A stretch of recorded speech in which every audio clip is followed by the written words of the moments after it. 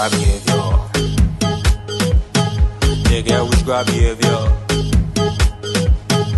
So witchcraft behavior. Witchcraft behavior. They get witchcraft behavior. So witchcraft behavior. Witchcraft behavior. They get witchcraft behavior. So witchcraft behavior. They get witchcraft behavior. In the net and the fan, in the money para gladiator. That a bad behavior. Puff pass, that the one they take to the floor. But I thought you say that your friend. You be your friend, man, then you call in her. Friend,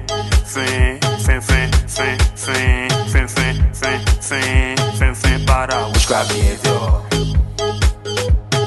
They get witchcraft behavior. So witchcraft behavior. Witchcraft behavior. They get witchcraft behavior. So witchcraft behavior. Witchcraft behavior. They get witchcraft behavior. We see them, we know them, that's why we came to expose them. We see them, we know them, that's why we came to expose them. You don't know they on mission to tell you for your position. That one you call it bestie, that your biggest opposition. Don't mind all that faking, they in secret competition. They won't see your vision, they won't see your style. They won't be around you, juking finger in your eye. Eat your food and drink your liquor. They crucify you like Jesus. Eat your food and drink your liquor. They crucify you like Jesus. They get witchcraft behavior. So witchcraft behavior. Witchcraft behavior. They get witchcraft behavior. So witchcraft behavior. Witchcraft behavior. They get witchcraft behavior. So witchcraft behavior. Anything you do in the dark, it will kinda like the whole that you did for your friend. You were in on your side. You all in people drama. Like how they will be your drama. The way you can carry the news. Like how they will carry your own. They acting like leg in your business, but deep down they hating your business. The same way you eating your chew. Like how they will eat your own. They showing you wet tea, blaha. So enemy of progress. They will either they let you, but deep down they pray for your downfall. Witchcraft behavior. They get witchcraft behavior. So witchcraft behavior. Witchcraft behavior. They get witchcraft behavior. So witchcraft behavior.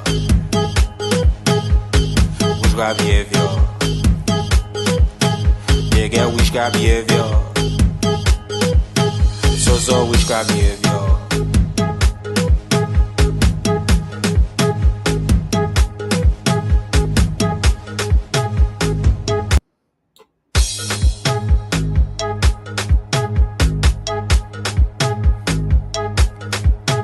Prophet.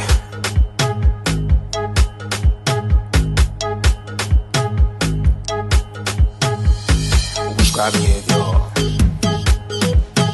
They get witchcraft behavior. So witchcraft behavior. Witchcraft behavior. They get witchcraft behavior. So witchcraft behavior. Witchcraft behavior. They get witchcraft behavior. So witchcraft behavior. They get witchcraft behavior. In the net and the fan, in the money para gladiator. That a bad behavior. Puff pass, that the one they take to the floor. But I thought you say that your friend. You be your friend, man, then you call in her. Friend,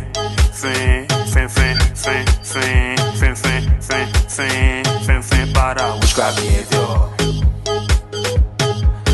get witchcraft behavior. So witchcraft behavior. So witchcraft behavior. Witchcraft behavior. They get witchcraft behavior. So They get witchcraft behavior. When you know that, I will tell you. witchcraft behavior. Witchcraft behavior. They get witchcraft. Yeah, that's witchcraft behavior. I'm going to expose it today on the show. Please share the link for us. Behavior. We see them, we know them. That's why we came to expose them. Yeah, we see them, we know them. That's why we are here to expose them. We see them, we know them. That's why we came to expose them. You don't know they on mission to tell you for your post. Yeah, they are on mission. So they are trying to take you from your position. And we expose them. Position, that one you call it bestie, that your biggest opposition. Yeah, that one you call it bestie, that your biggest opposition. Watch out. Don't mind all that faking. They in secret competition. They won't They in secret competition. Watch out for them. see your vision. They won't see your style. They want to steal your vision and your style. They won't be around you, juking finger in your eye. Oh yes, that's what they do. They are around you, but they juke your finger in your eye. Eat your food and drink your liquor. They crucify you like Yeah, they will eat your food and drink your liquor, and then they crucify you like Jesus. You know, they put the man on the cross, right? Jesus. Eat your food and drink your liquor. They crucify you like Jesus. They get witchcraft behavior. What kind of behavior they get? So witchcraft behavior. Witchcraft behavior. They get witchcraft behavior. So witchcraft behavior. Witchcraft behavior. They get witchcraft behavior. So witchcraft. Yeah, when you see two inauguration going on at the same time, that witchcraft behavior. Anything you do in the dark, it will kind of like the whole that you do for Yeah, anything you do in the dark, it will come to light. Or the hole that you're digging for your friend, your friend, you will end on inside. you will end on inside. You all in people drama, like how they will be your drama. Yeah, when you see sisters and brothers, and I mean auntie and uncles, they having two inauguration the same day, that witchcraft behavior. The way you can carry the news, that how they will carry your own. They acting like leg in your business, but deep down they hating your business. The same way you eating your chew, that how they will eat your own. Alright, they'll eat your own. They showing you wet teeth, black hat. So Wet teeth, black hat. enemy of progress. They will out of their leg. Yeah, they don't want the community to progress, so they don't want progress in the community. So they show you wet teeth, black hat. They say they want peace, but they haven't whatever they call it. That witchcraft behavior. But deep down they pray for your downfall. Witchcraft behavior. They get witchcraft behavior. Me, I would talk it. The people say, "Oh, that is a put it. Leave me alone." That witchcraft behavior that I would talk. Witchcraft behavior. So witchcraft behavior. Witchcraft behavior. They get witchcraft behavior. They got witchcraft behavior. I know that. I've been seeing them for a long time. It's a witchcraft behavior. When you see them undermining each other in the community, that witchcraft behavior. So witchcraft behavior. Witchcraft behavior. They get witchcraft behavior. That witchcraft behavior they get, you know. And they don't want something to be done for our people back in Liberia, so they come and divide the community. That witchcraft behavior they get, right? So witchcraft behavior. Yeah, our people are hungry back home. Instead of us coming together here and put the resources together and do something for ourselves and our people here or here back in Liberia, and they are here dividing the community. They are here and they say they have development organization, but they have nothing back home. All they do is just show that witchcraft behavior.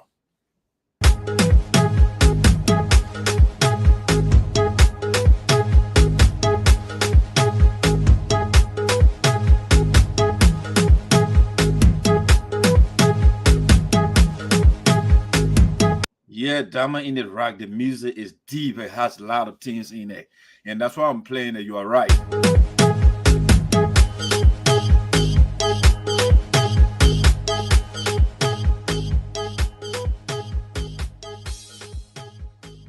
Yeah, and when you see that witchcraft behavior there, I will expose all the witchcrafts in the community, all the people that are trying to hold the progress of our people back. I will expose all of that. But in the meantime, we'll be back with more here on VOSD. Let's bounce on this more. I'll be right back.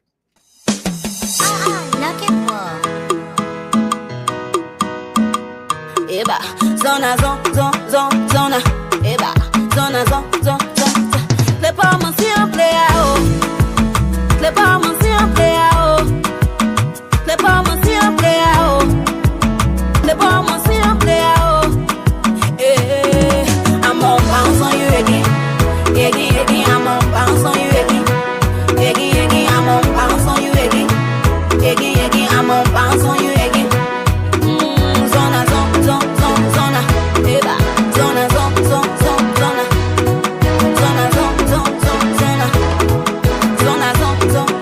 Again, I'm on bounce on you again.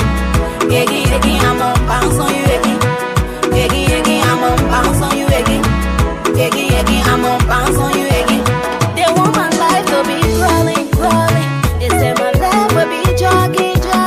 But then I know one thing they not know. I have a very big God, he can never leave my side. When you ready for me, he can whistle while sliding. I bounce on my haters, I bounce on it. I bounce on my haters and I bounce on it. I say more, I'm on the bar. I say fait for me, I'm on the bar. The bar mon young way. I'm on bounce on you again. I'm on bounce on the one. I'm on bounce on you again. I'm on bounce on the one. I'm on bounce on you again. I'm on bounce on the one. I'm on bounce on you again. I'm on bounce on the one. Yeah, you will say big on. Samaleko. You will say big on. Samaleko. You will say big on. Samaleko. You will say big on. Samaleko. Oh, a blessing. Tell them they can stop me. Cause I was destined for great things. Yes. You gotta get it. I said, Nina. Skinny one, Nina. What say I even yo? I'm on bounce on you again. Again, I'm on bounce on you again. Again, I'm on bounce on you again. Again, I'm on bounce on you again. Like the sun you can hear when I'm bouncing on the head. Anytime I call you, papa, you forced to show your face. I'm a 2x2 and shower my piggy. You think I here to play and failure. We not speaking like me and success can phone. They get me up, they bring me down, but stay a bouncing jala ganga boy. I'm bouncing on my haters, I can bounce jala loma boy. Shout out to my market, oh my, and shout out to all my yana boy. They say I rude, but at the end of the day, I can play to papa God. Who say I finish your turn and say they can't spot. You dare respect me, my piggy, but you won't cry. And I got nothing, my people, I stay on scrap. They are pumping y'all with no because I'm supposed to come and drop. I'm on bounce on you again. Again, I'm on bounce on you again. Again, I'm on bounce on you again. Again, I'm on bounce on you again. Zona, zona, eba. Zona, zona. Zona, zona.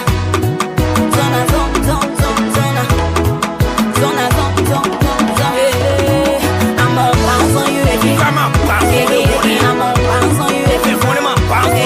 I'm on bounce on you again. I'm on bounce on you again. Oh, we my bounce on the one.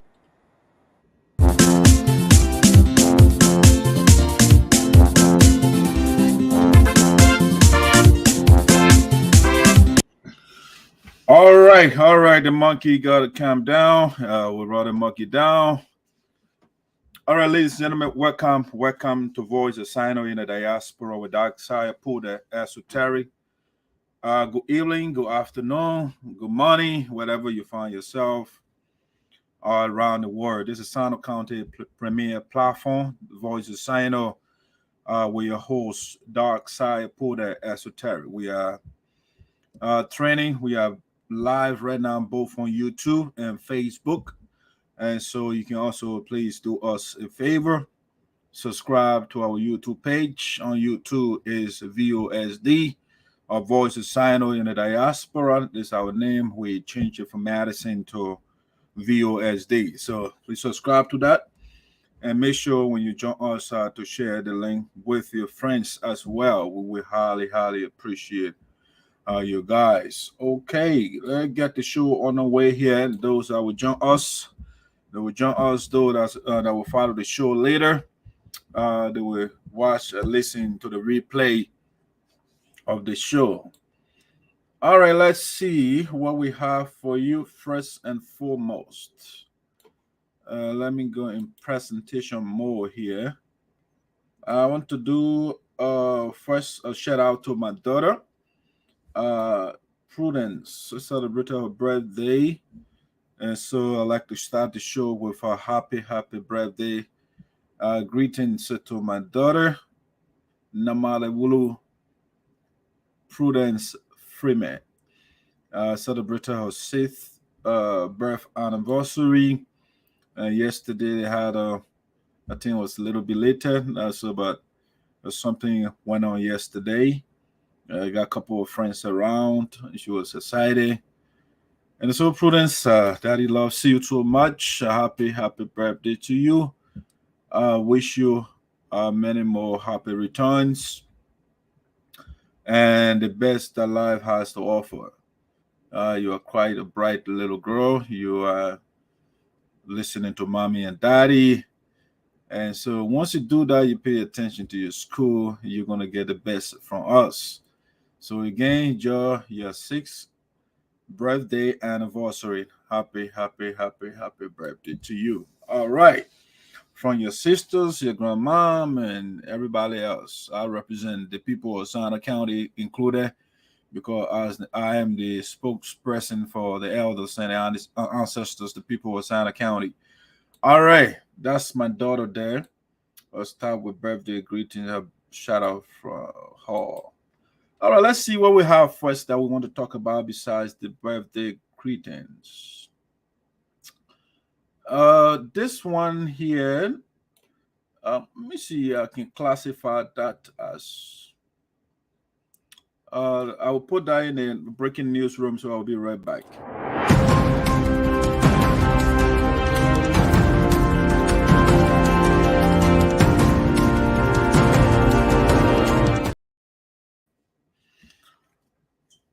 All right, ladies and gentlemen, welcome back to Voices Sinoe. This is what I call the embarrassing weekend of the Sarpos in the U.S. The embarrassing weekend of the Sarpos in the U.S. You know, December 10 is now in the history of the Sarpo community. What I call the embarrassing weekend.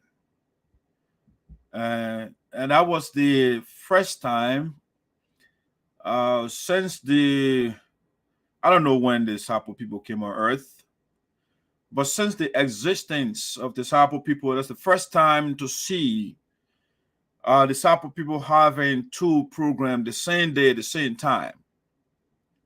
And that was quite embarrassing.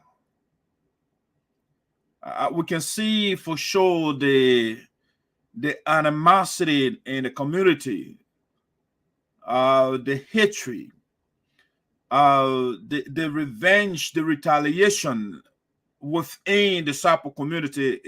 This weekend brought it, the 10th weekend brought it to life, the 10th of December.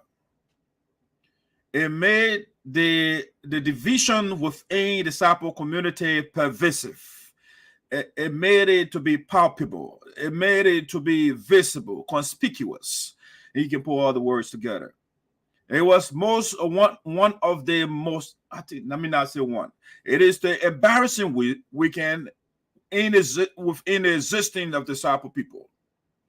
And being the spokesperson of the elders and the ancestors, I was gravely embarrassed to see my children, especially those that defected, and to continue to fight their brothers and sisters, instead of coming on board so that we can put our resources together to help our people in Liberia.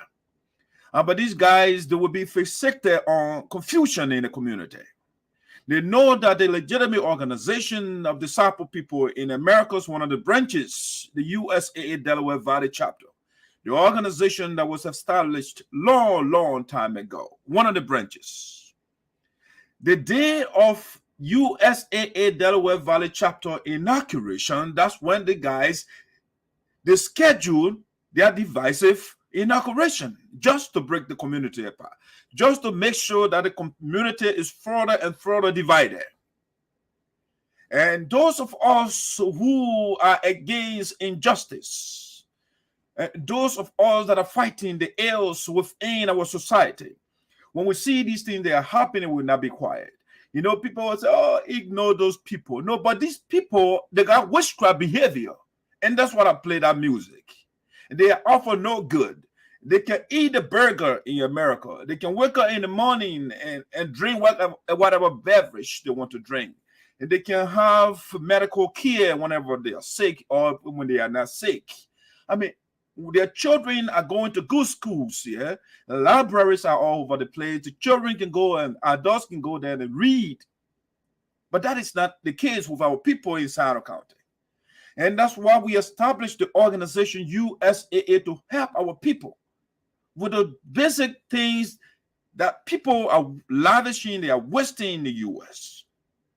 But unfortunately, our brothers and sisters, finger photo people, they decided to divide the community.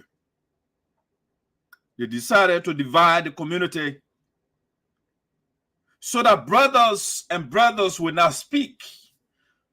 Or so that sister and sister will not speak. So that elders and elders will not speak to each other. Mothers will not speak to each other. That's what you guys are on.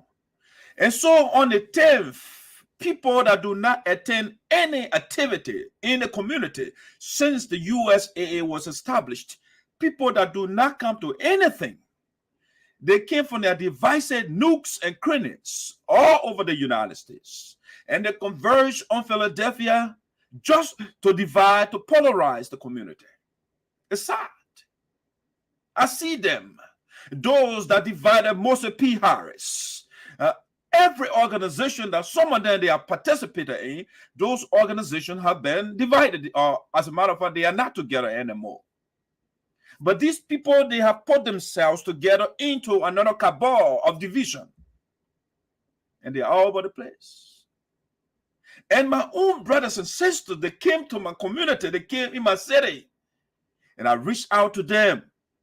And they don't have that coverage to say, let me return the spokesperson of the elders and the ancestors. Let me call the brother back. My own brothers, sisters, people who and I grew up together. Some of them will call them big brothers by then. They were in Philadelphia. They're careless. Even though I took my time to call some of them, send text message out. But no, these people are fixated on division. That's what they're on. They are bent on division. And we will not leave them alone. Because they are harming our people.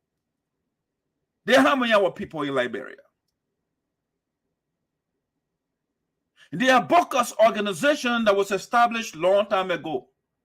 We don't see anything. All they do is bluff on Facebook and throw jabs around. That's what they do. It is sad. The biggest mistake we have ever made was to make Green Kodrio president for the Sarpo people. It was the biggest mistake. Because this guy, instead, I don't know why he became president for the Sarpo people at the time. He should have just established his own organization, and that would be good. But the man came, we gave him the authority to lead us. We gave him a united organization. And Green Kodrio said, I will scatter everything before I leave.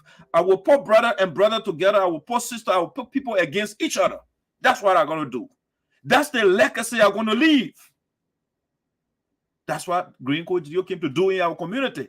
And so they are going around and dividing the community. They're dividing their own people. They don't speak to anybody. That's what they do. Selfish people. Greedy people. How can you be this greedy? You eat the people money and you don't want them to talk. And that's why you are dividing the community. You are going around, you're angry. And I see people, they say they mean well, like David Crowden. That selfish guy. They say they are against corruption. But David Crowden now they are following Green Code GGAA. And I brought the microphone to him one time. I knew that this guy was corrupt. I brought the microphone to him. And he was like, oh, for everybody, I'm on both sides, and I'm not for the. And now the man over there dividing the community. The man that served the Delaware Valley chapter, David Crowder, I'm talking about. And he never gave a dime. He ate all the money. And that's why he want to follow Green Code GGAA so they can go eat money. That's what they want to do. That organization is not going to do anything for our people. They want to extract money from people and eat the money. That's what they're going to do. This man served the Delaware Valley chapter of the USA, and he could not open your bank account, took the money, carry it to his house, and put it under the bed. And the man now, you put wife and husband on the boat. Is that corruption? And that's what is that the new Liberia that we are trying to build? You put husband and wife on the boat? These people are corrupt. And so they don't want accountability. That's why they ran away. They don't come to anything in the community. Time for confusion, you see them, they're coming from all the hole. Like Priscilla Tapetola, and she was in Delaware Valley chapter here. She never attended anything. As soon as confusion comes, she comes from the hole. And these bad people in our community will deal with them. I know sometimes when they see me, oh, my man, lead the team.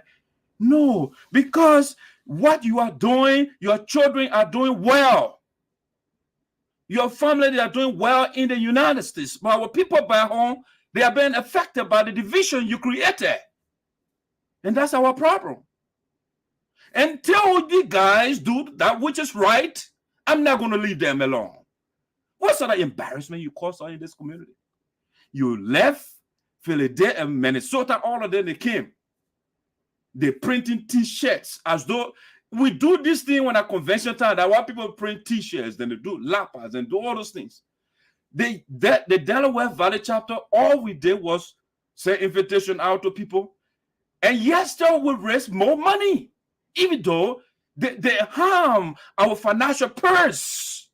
We would have gotten more of that had these divisive elements had not come here. But even though we didn't do aggressive form, it was not a fundraiser, it was just inauguration. And so we just invited a few persons, and we said, and yeah, we raised more money. I listened to the financial report, they said $10,000. All right, okay. $10,000 minus the $3,000 you pay for that little hall. Take it from there. Take the alcohol that you guys are drinking forever. Take it from there. I mean, you take all the expenses. They don't make quite $6,000. No. But they go and lie to people, $10,000. Then they celebrating. This is embarrassment. Imagine how much we would have raised. Have you guys not confused the people? You confused the people. That's what you did. Because nobody knows you guys in the Americas. Nowhere around the world, nobody. That's why the president of the Liberian Association in the Americas, ULAA, the president of ULAA, Honorable Shiwoh Kamara, went to your function and he couldn't recognize any of you. That's how much you guys embarrass us this weekend. The people that we are in the Sarpo community that people know, you marginalize those people. And so when you call outsiders, nobody knows you. And so the people that they know that are engaged with the community, that are doing something that the people they can recognize. That the people. So this brings me to the next talking point. ULAA's president, Honorable Shiwoh Kamara, recognized Peasley Jah at SADAA's program. The Sarpo Dancers Association in the Americas, at their program, the president of the Liberian associations in America, Honorable Shiwoh Kamara, went there because they lied to the man. The man went to that program, and the first person that Mr. Kamara asked for was Honorable Peasley Jah. Because that's the man, these are the people, the Peasley Jah, the ESOTERIC, the Boto Jawi, the Dark Sayopude, the Francis Clap Myers, and the Marjorie Smith, the College Bully Foley, the Honorable Chairman of the Board, Mr. Taliesin Fale. I mean, the Zazas. I mean, nobody knows who Christopher Wiley is. Nobody, the guys don't go to any function. They have this phobia of going among strangers or people that they are not comfortable with. So they rather go in somebody living wrong in Minnesota and the dens. That's what they know. So, like the people that Peasley Jah, the man has been around the Liberian community. He went to the University of Liberia. Some of these people, they went to school with him. So the man knows Peasley Jah. When he got it, because they say Sarpo. So when you talk of Sarpo, the first people that come to mind, those are the prominent sons and daughters of that ethnic group. And so when the man went there, the president of the Liberian Association, the man right here, Honorable Shiwoh Kamara, he went there and he could not recognize any other guys that were there. No, they were all strangers. So that the man held the microphone and said, "Where is Peasley Jah here?" That was the most embarrassing thing ever. Imagine somebody comes to my house and the person does not call me first and they call somebody else who is not part of me. That was the most embarrassing thing ever. The man said, "Is Peasley Jah in the house?" And all of them said no. And look at the reaction from the man. How he said, "What?" That tells you something, guys. The man said, "You said what?"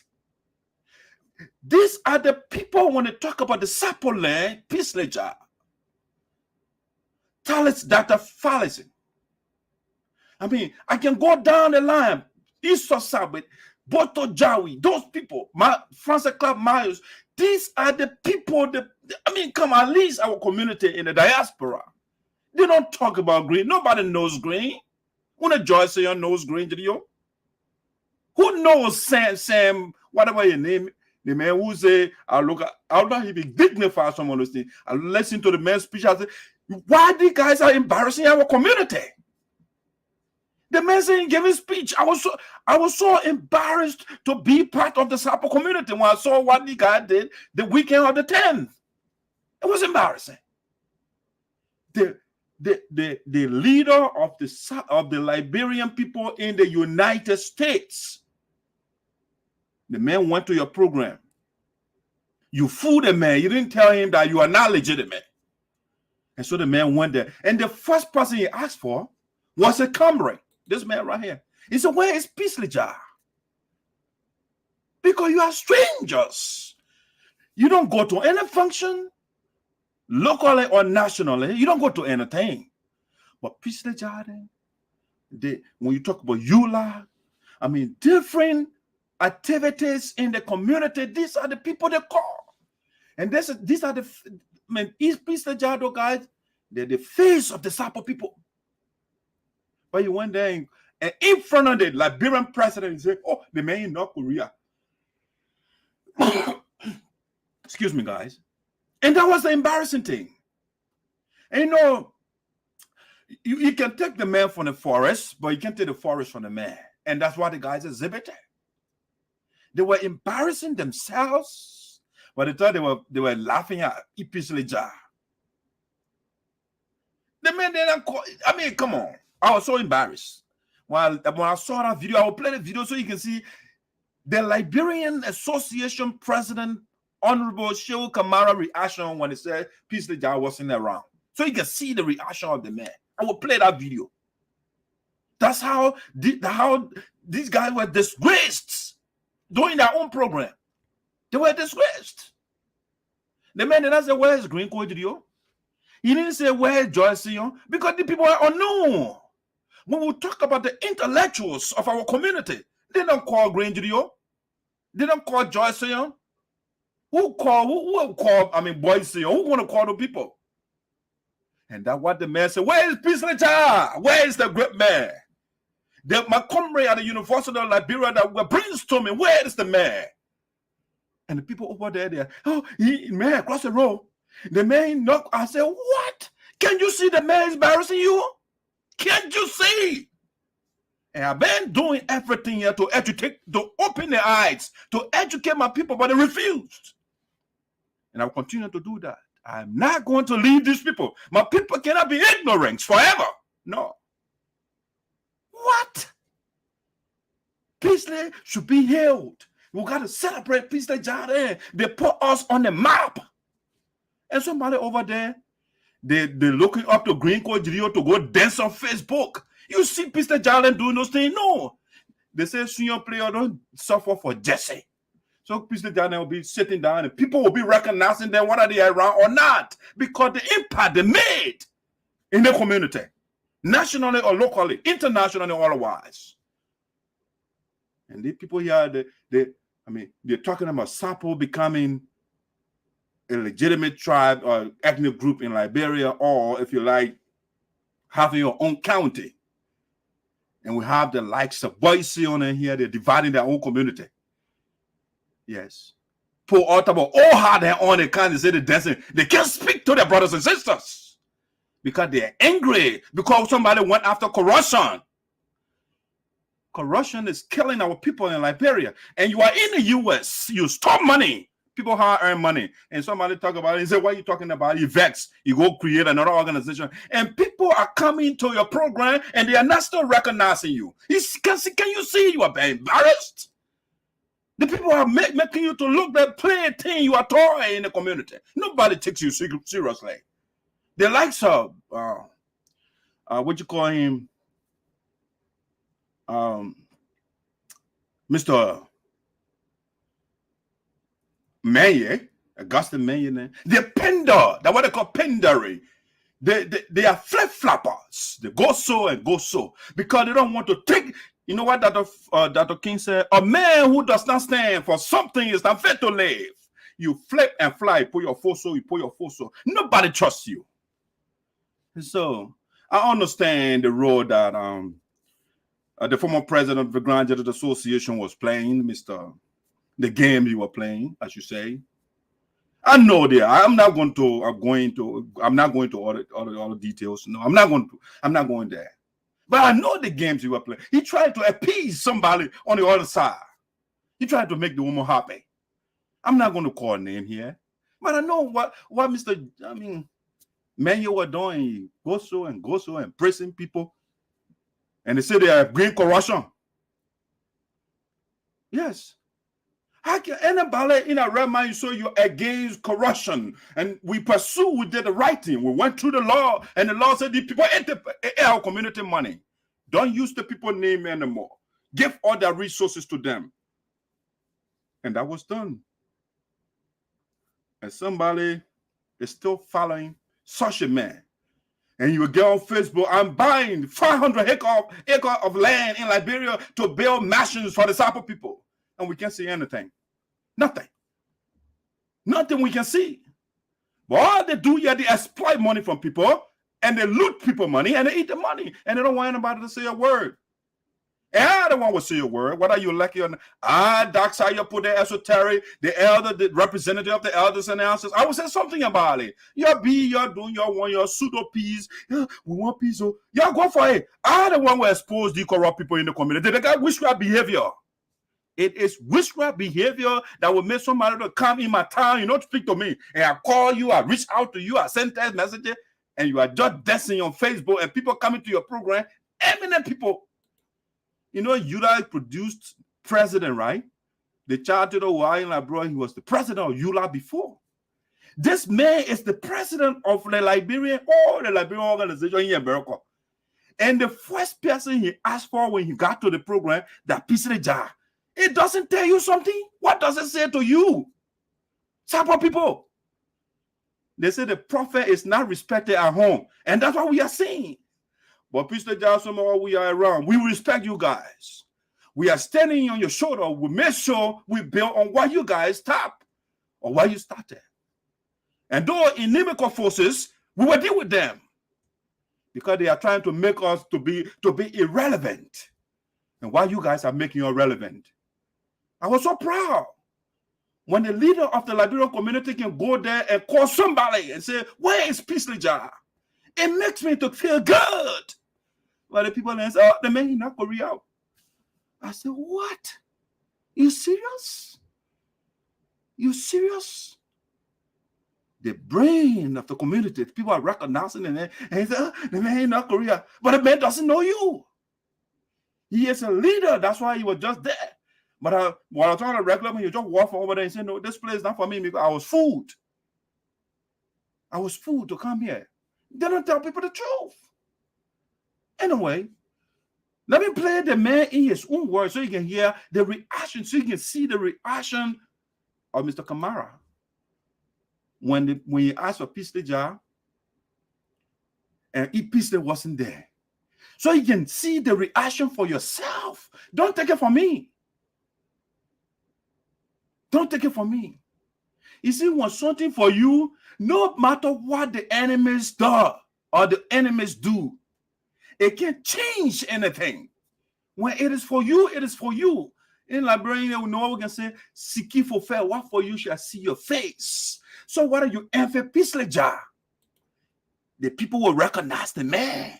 That the people know Peasley Jah. When you talk about Liberia in Liberia, right? We talk about people that will man that the people then can stand up and the people will say, yeah, that is Sarpo people then. Who can call Chris about Wally? Who will call Casey Wally? Who knows those people? Nobody. Who will call Josephine? Who will call the other puppet?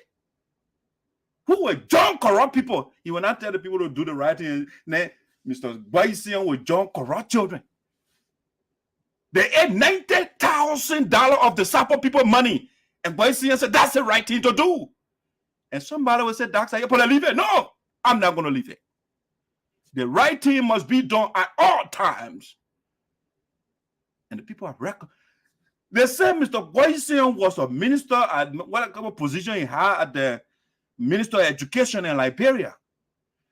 The president of ULAA was there, and he did not recognize Mayson. What does that say? The man recognized Peasley Jah. Where is Peasley Jah? And the person then the man said, you said, what? Peasley is that? Yeah. This is not the Sarpo people then. This group is not Sarpo. Because these people know. Shiwoh Kamara and they know. They rub shoulder with Peasley Jah at the University of Liberia. They know what the man can do. Man.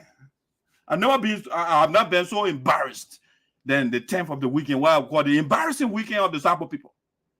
That is what I call the embarrassing weekend of the Sarpo people, the 10th of December 2022, where people, two Sarpo groups, I should say, will simultaneously have so-called inauguration.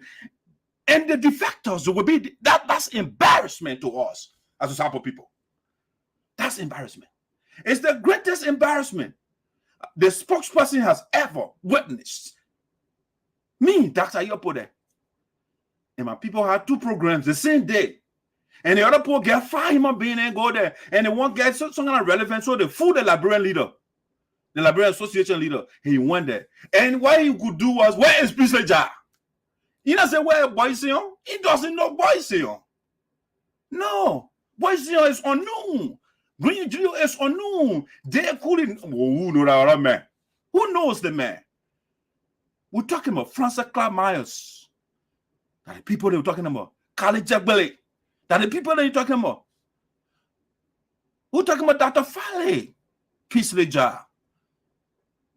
Issa Sagbe. Boto Jawi.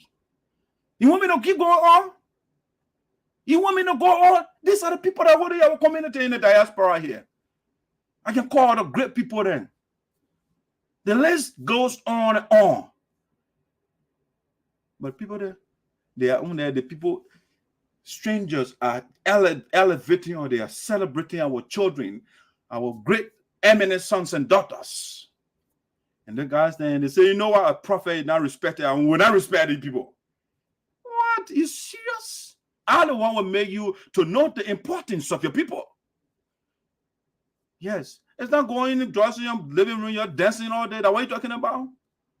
When you're talking about influencing the decision of people, either nationally or locally, you call Peasley Jah. That the men will make sense to their comrades, to their colleagues. They will make sense to them because they know what they are capable of doing. Oh, boy, Green Court people will call and go to program to be guest speaker, and you will say, hey, the organization get 501c3, but we know that already. The man brings nothing to the table. It's embarrassment. He gets for the people. Just to put those few women together and take money from people and put it in their pocket and go somewhere and dance. That's not about making empire in Liberia. It's not about it. Our people are suffering back home.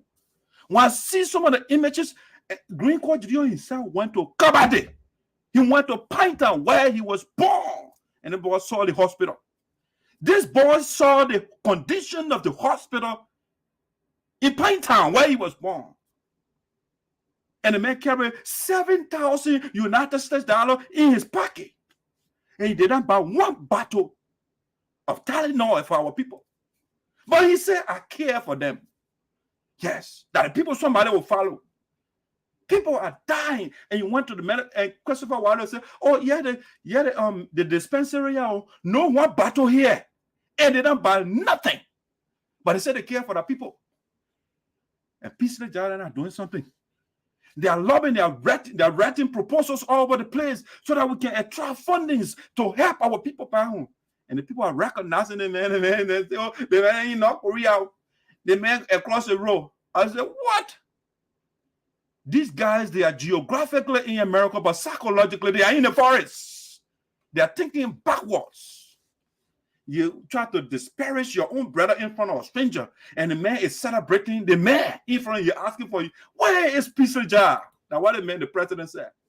Let me play so you can hear the man saying your own words. Let me play the man picture you're looking at. The Liberian Association president. What the man he asked for? Not green video. Let me get my heat down. It's too a little hot in here.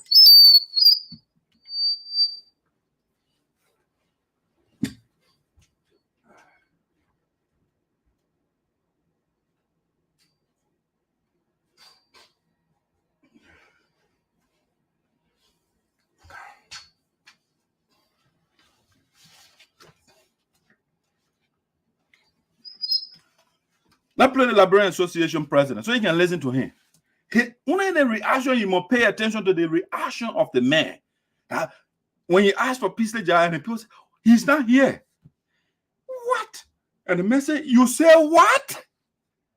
What did you say? The comrade is not here?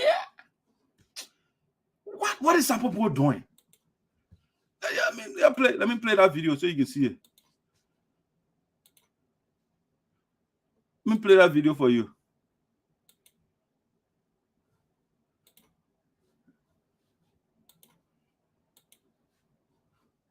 Let me make it bigger. I will bring that picture down and I will play it for you so you can see. All right, let me see. I expand it one more time and I will come here. All right, let me move my set up, this way. Now, good.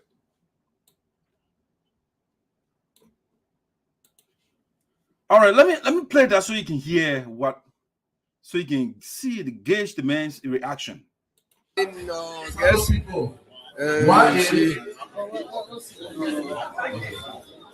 So we have Honorable Batty is not here. Now tonight, somebody declared David, you guys see space? Okay. So you can lead the people to the place.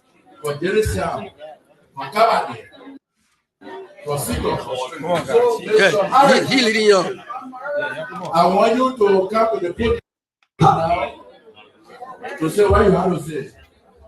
So, ladies and gentlemen, the Sarpo Development Association is still accepting some beautiful faces here. Still coming in. Welcome. Where you going? You guys did a wonderful job for the profession.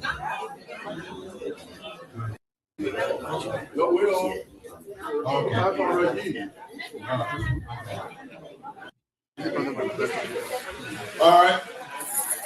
I've known Sam for a long time. You're right. Okay. So in the spirit of brotherly love, I pledge $200.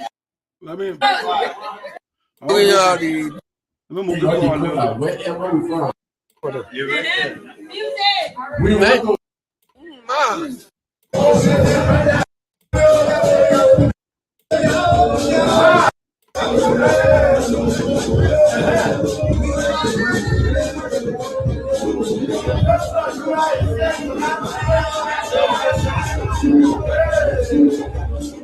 Okay, that's ULA's president dancing there. Watch. Something very dramatic is about to happen here. Just watch. So,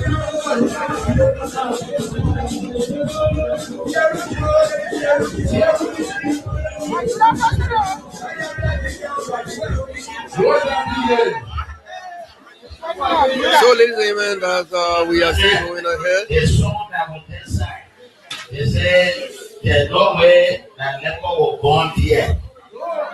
So leper born leper. So the I will guide you here.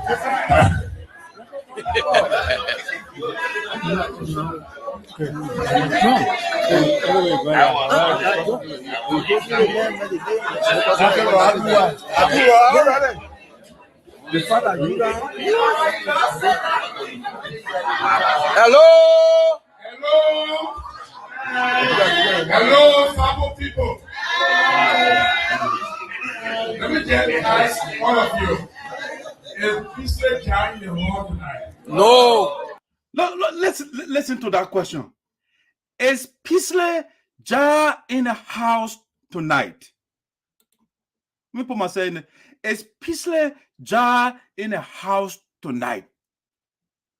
You know what he said? He said, let me ask that question. And the first thing the man said, let me ask this question. Is Peasley Jah in the house tonight? And the people say, no. Watch the reaction from the man. Watch it. Watch what the president did. The embarrassment these guys caused themselves. Listen. He said, what? I will play that thing again. Let me bring it back. Hello. The first thing he said, hello, Sarpo people. Hello, Sarpo people. Okay. And who is the first Sarpo man he asked for? Hello, Sarpo people. And who is the first Sarpo man he asked for? Let's see. I must ask the question the president said. The ULAA president. The Union of Liberian Association in the Americas. Let me just ask all of you. Is Peasley Jah in the hall tonight? No. Peasley Jah in the house tonight. Something is fundamentally wrong, Sarpo people. When the president of all the Liberian people in the United States, he got to a program, and the first person he asked for is Peasley Jah. And not Boisio, and not Joycio, and not Priscilla Tapedo. Something is wrong. And you are telling me he's not here. And the man still say, what? What? Guys, what are you doing here? Hey, man.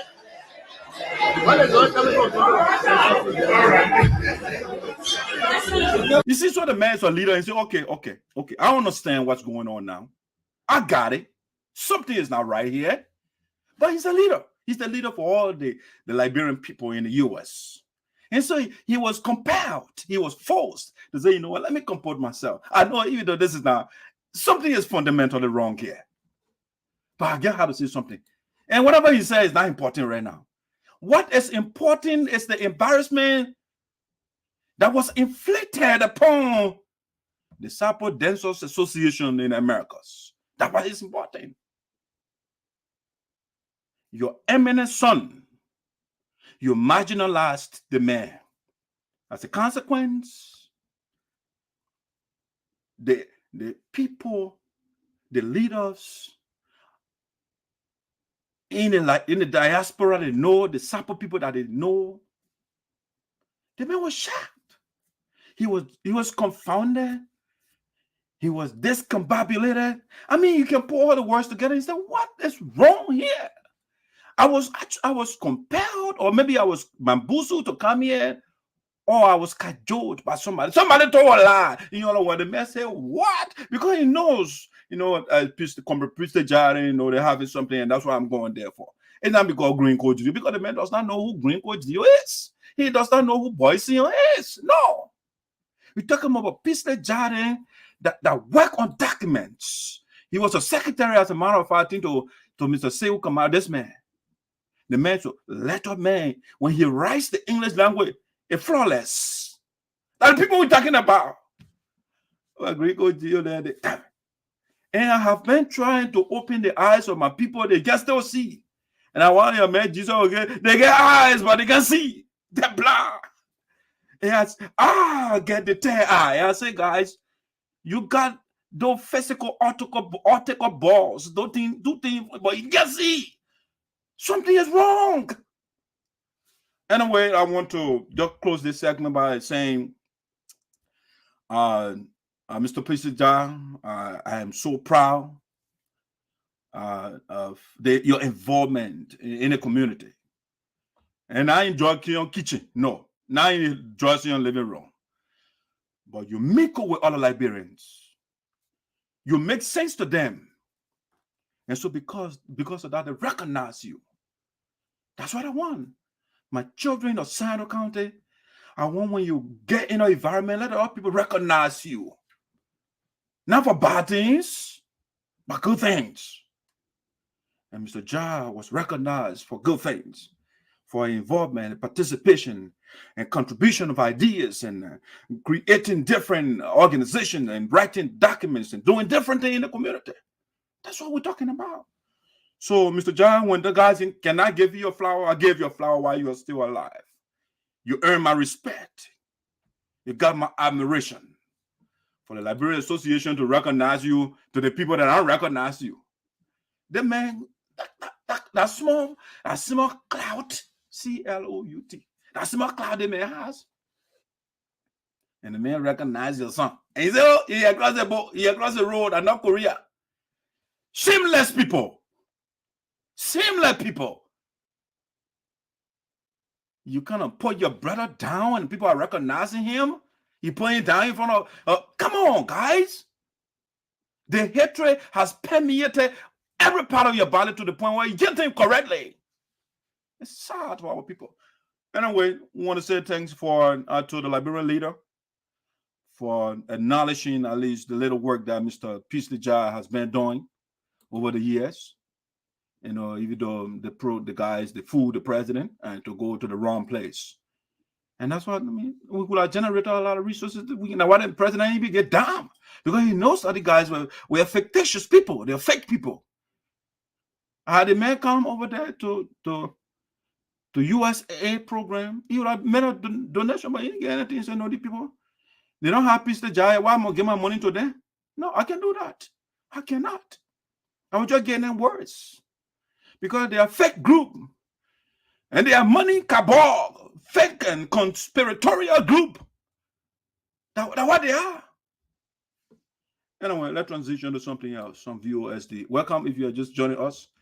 And the voice is Sinoe in the diaspora with ESOTERIC, Sinoe County premier platform. I know y'all missing me. I was away this weekend. You know, I did the coverage for the United Sarpo Association program, so I was a little exhausted, and that was last Monday when I here.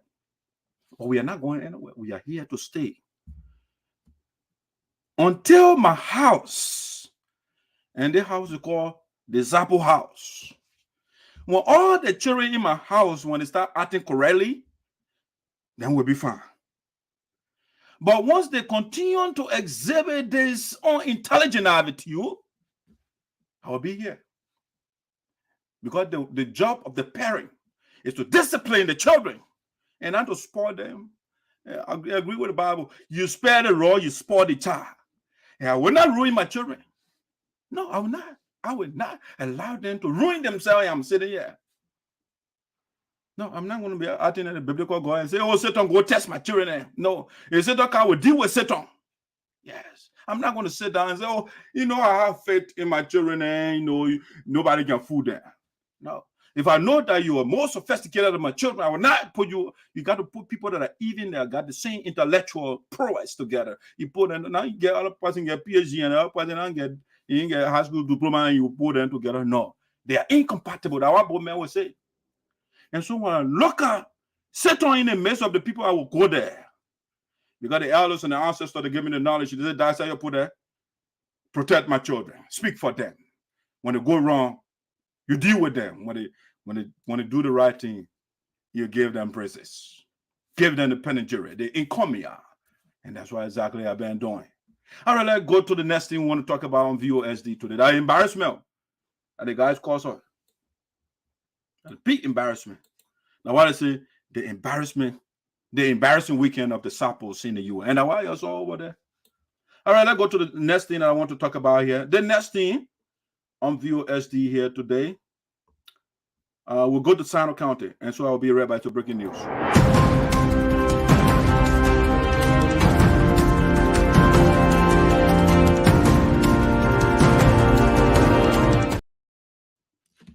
All right, ladies and gentlemen, welcome back to Voice of Sinoe in the Diaspora with Sarpo Dancers Association. And so the breaking news that we are getting from Sinoe County, it says, Representative Crayton Duncan neglects Sinoe County District Number 1. Representative Crayton Duncan of Sinoe County District Number 1, Electoral District Number 1, neglects our district. The man is pillaging. The man is looting. Sinoe County District Number 1. I'm not saying the forest, the capital city is a gold mine for Crayton Duncan. The man is digging and practically leaving the play, back in the day, they used to call that place bombing hill, right? But after the people dug everywhere, they saw bombing holes. So right now in Sinoe County District Number 1, the capital city of my county, Greenville, is inundated with holes, mud. The locking trucks, the companies that Crayton Duncan and carry over them, they cut deals upon deals. And at least for Crayton Duncan to do the bare minimum. You know what that is?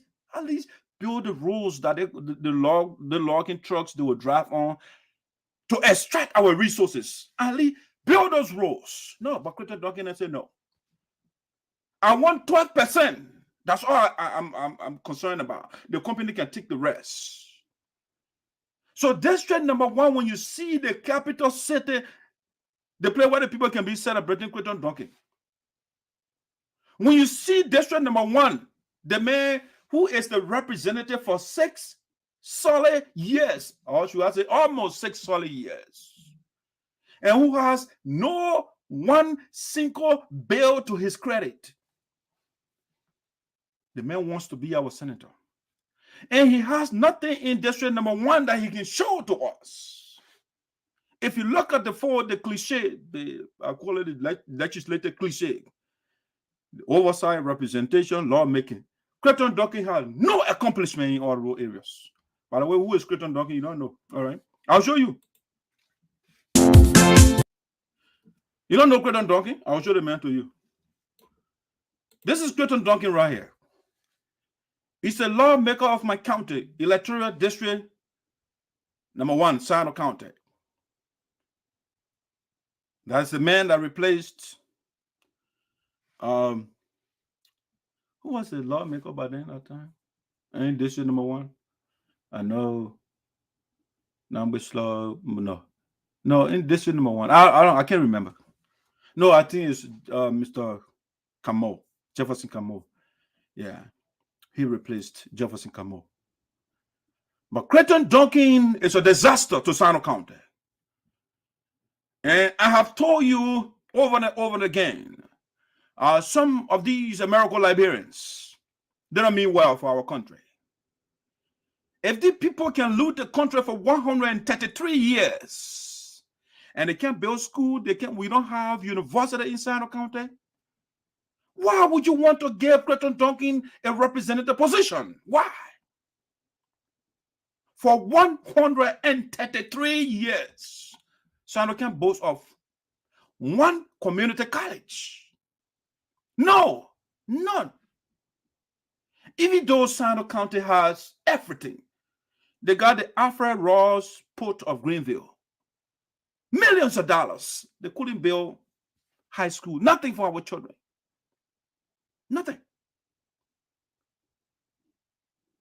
The sports stadium named after them, the hospital, grand, all the things. But Crayton Duncan, we expected the man to do something to contradict the history of his ancestors. But no. The man is here, Crayton Duncan is in our county to perpetuate the repulsive, the objectionable legacy of his ancestors. That's what Crayton Duncan is there for. And so Crayton Duncan, like back in the day where his ancestors, when they were in power, they own all the gold creeks or the rivers, even though our people making farm, they live next to the river. But like Crayton Duncan and I live in the city that didn't want to get the rivers and the creeks. The same thing. So when you see Sinoe County right now, let me show you, I'm not saying the village. The capital city of Sinoe County, Greenville. You know, the people, they got thing, our people got a name for that place, but they changed the name. Because anything related to the indigenous people is unacceptable. So they changed it. So they say Greenville. They took it from North Carolina and they carried it over there, Greenville. Okay? Because they are nothing but plagiarists. They plagiarize. They take other people out there. They steal other people out there. They can't think for themselves. And so Crayton Duncan and they are looting. Crayton is looting in Sinoe County. I saw the article on from Page Africa, right? The article is there. The man carry the company, then get 12% or share in the company. And nothing for the people. You all see the history. You all see, let me show this to you. Let me show this. So you can see how Sinoe County looks like, or Greenville. Courtesy of radio sound, Sinoe Radio. It's a video here. Let me play the video for you so you can see what the guys are doing over there. You may be aware we're just getting on the quota. That is on the quota we are correlating Pearl River. This is. You see, you see that place looks like one big farm. You're talking about the capital city. Yo, watch. Yo, this is nasty. The guys don't care. It's about looting the resources that work with them, dunking up. I think you see in the street, you see in the quota. I said it not too long that the particular quota was a birthday package to sign those people during the birth anniversary of the late William V.S. Togbah in Liberia. So it was constructed I think 1962, 1961, 62. It was constructed. So we are currently in Pearl River and let's try to use this. 1962 quota stay in that place. 1962. Some of us were not even around. The trader rule. So we want to use the trader rule. We are not using the quota now. We are using the trader rule where the trader usually pass. So in other words, the logging trucks, right? The trucks where the road they can use. Now what the man can show you the roads that the people that are trucking that are taking our resources.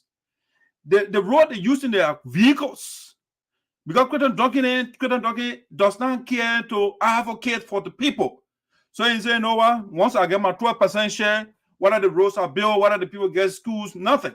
Because they got something they call social development, right? Those companies, when they go there, they have to give the people some money, they have to do certain things for the people before they start extracting the resources.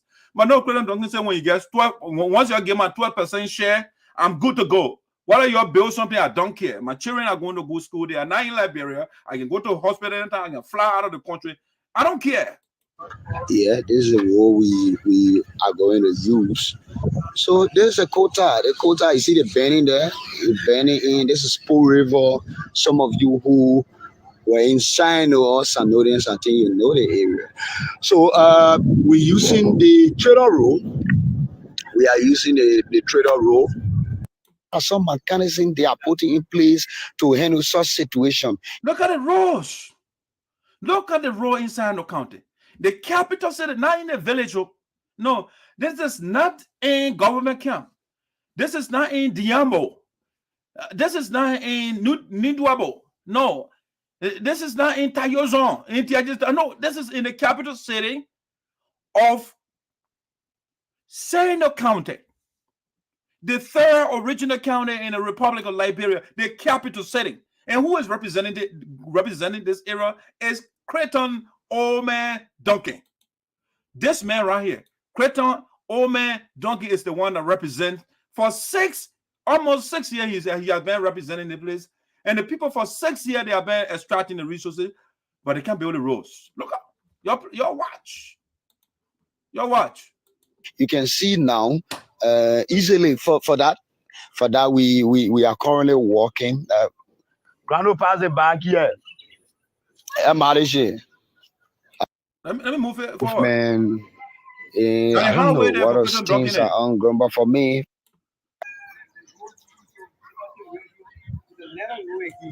so we are here. The man said the road leading to Liberty radio station. You know whose station is that? It's Milton TJ.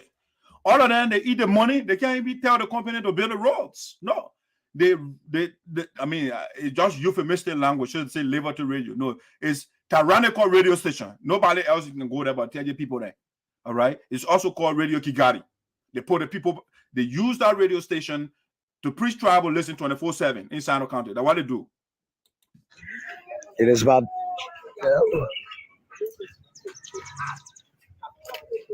time now. Let me see what I can. Let me move it forward so you can see. I live in the county on a daily basis. Okay, those are the tracks. Crayton Duncan, and they will take the logs, they will take the resources, and they say, you know what, the roads, you'll forget it. Once you can carry your stuff and get my share, I'm good. That's what Crayton Duncan do. The people take our resources, they take our natural resources, and nothing will be benefiting from it. Well, the man saying he wants to be our senator, even though as representative, he's not doing anything for us. So you can see. Yes, you can see where they're plowing. You're seeing it, but I don't know what's the... See the roads. See how the people... It's a gold mine. Sinoe County is a gold mine. The companies can go there and just loot and just dig and just fetch all the trees. And nothing in return for the people. They leave the people in poverty. That's it. County authority, what they are doing, what the leaders are doing, what are some advocacies, what are some... Oh, yeah. No, my begin, don't be talking about Crayton Duncan advocated for himself already. He got 12%. So that this is not in the forest, the capital city of Sinoe, Greenville. That's why this thing going on right now. When this can happen in the capital city, why do you think will happen in the village? What are some issues they are doing within the county? You see here, you see the street. You think you will get on and can pass it now? I don't even know what is happening. That's what I do. Let me move it forward. No longer. Motorcyclists are not. Like highways, the different highways that Crayton Duncan and built inside the county. You see how the play looks. And I see some of the indigenous boys that say, oh, Crayton Duncan is the best. But you are living in a hazardous condition. You are living there, basically. Using the street currently. We just here doing a survey of the major street in Greenville. I mean, you saw the road that it go as far as it walk to Mississippi Street. Yeah. So you are seeing the entire street. Now you are seeing how is it like? You see a dilapidated conditions now. Okay, the reporters inside. My name is Shiwoh Kamara. I'm here alongside with my meet. Let me move it forward so you can see your like previously you saw. You see the other highway that Crayton Duncan and built inside. The Plainside, the road leading from Plainside to Greenville in a deplorable condition, and then you saw the Jason Green. No, I don't know. I think her now they will hit. Okay. Government not doing anything. Look at phone here straight. So, but I believe you still on in Sinoe County. You still on here, and you know much about Sinoe. You know. No, knowing to the fact that we're moving forward. Community, and then we the street is 13. It's a village. This is the main street. Can you pass through the place? It's a main street. You look at Main Street for you. I couldn't talk in Main Street there. Sinoe County is getting better in terms of road condition, but Sinoe County is far, way back in terms of road conditions. I don't know why it's improving over there. Look at how the people in Crayton Duncan district, see how the elder looks. People don't care. They don't care. Once Crayton Duncan, they can drive the tinted windshield cars in, they can get the four-wheeler vehicles, they can not plow the road, they get a 12%. They don't care for our people. Look at the man. Yeah, but swing now if you feeling different. In swing you screen Jack and me, I say you screen but I know the event. I think so to slow down. You don't want to know what are people passing. They don't care. Yeah, let's see what I'm going to push you. You know, we'll continue to talk to citizens. See,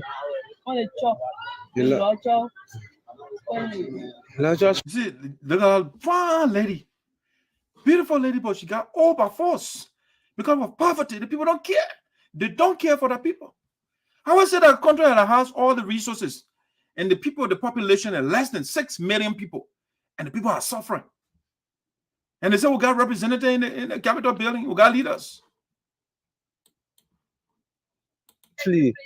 Entire place. I'll show you more. You're watching. You see, this entire place being undermined by the erosion of this last one. We are here, a team of OB. We are all present. Clue on your own. Look at our roads. Look at our streets. Look at the road in the heart of Greenville. In the heart of Greenville. Not in the ear. In the heart. In the middle, right?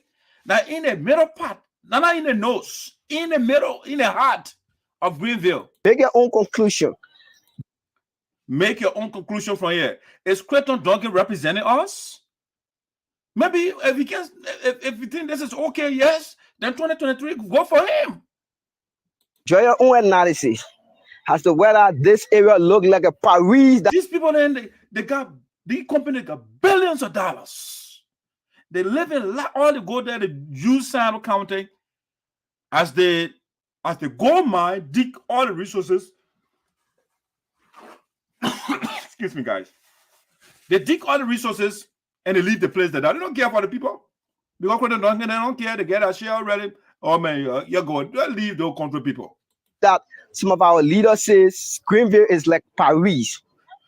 Make your own conclusion as to whether this place look like a French capital city, Paris. But anyway, if you're locking down, we say this is Voices on the Radio, and we are here with our awesome broadcast team, headed by Shiwoh Kamara, Elijah's Grano, Elijah's Boy, and Dubek Maslow. And there is a road that links us to Mississippi Street. Currently, there are 3 log trucks that have been stuck right in the mud, and we're hoping to, manage to get out.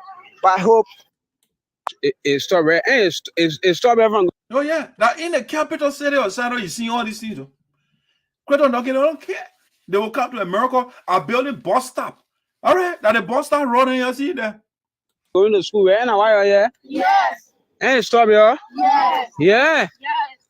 And a lot of stop everyone going to school? Yes. Because when I come in here, we're on the road, and down there on your campus.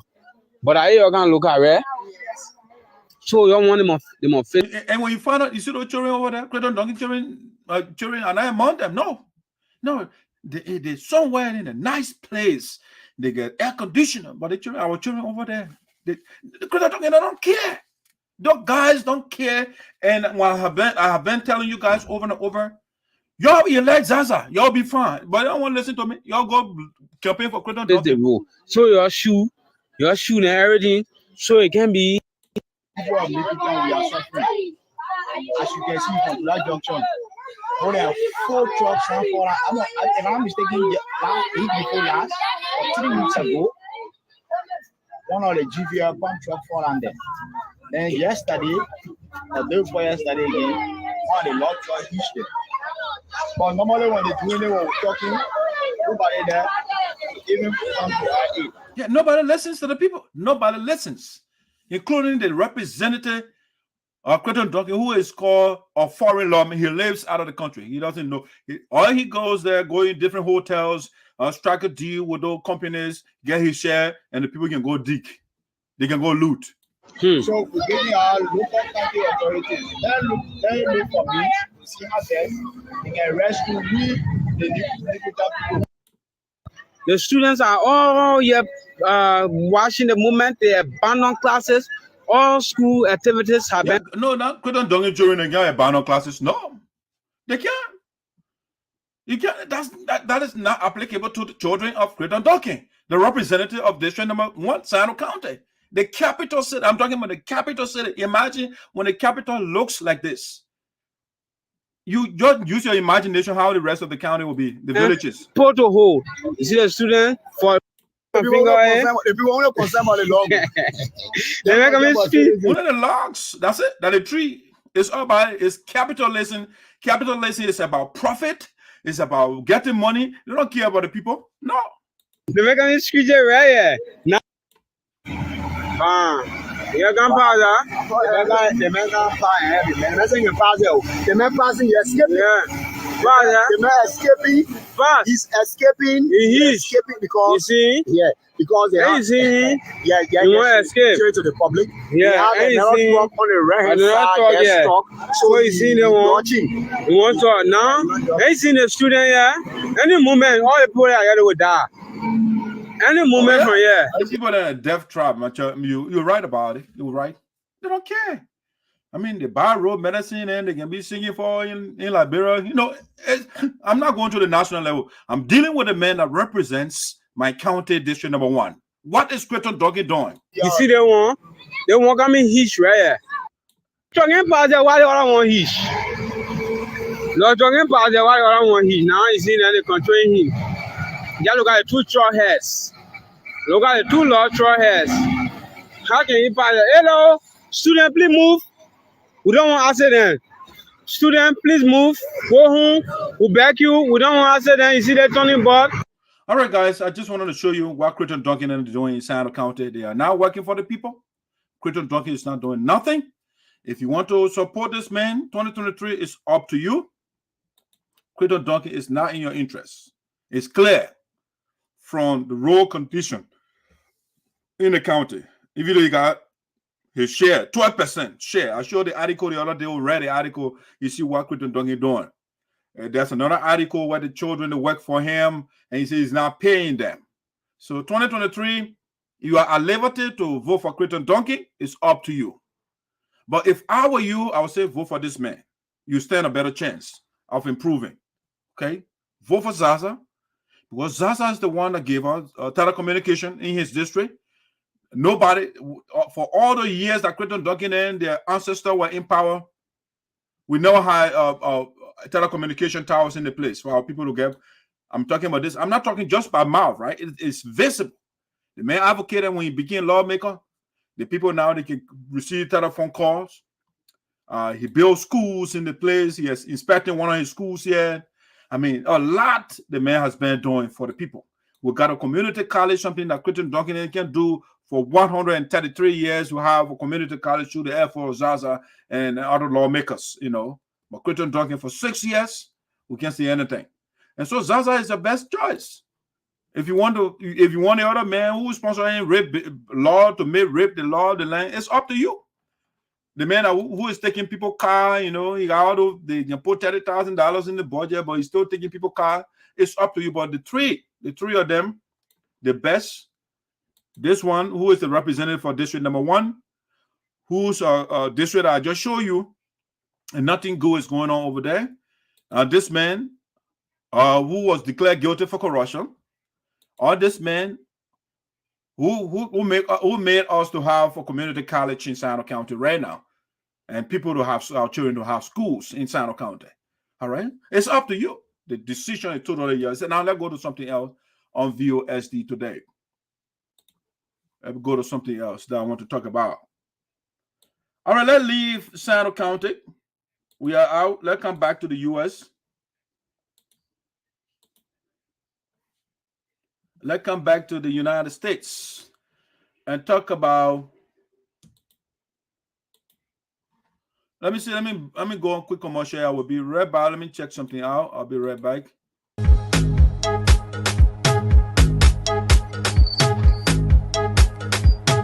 Profit.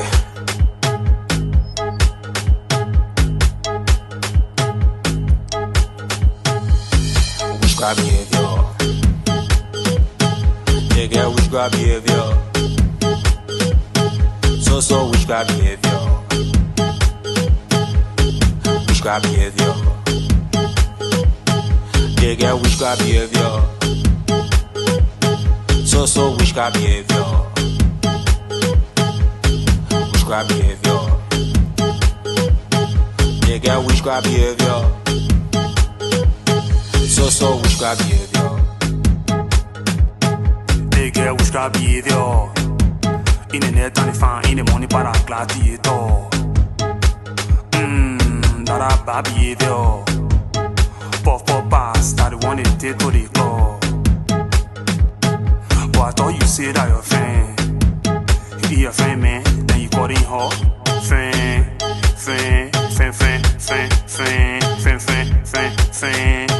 para witchcraft behavior.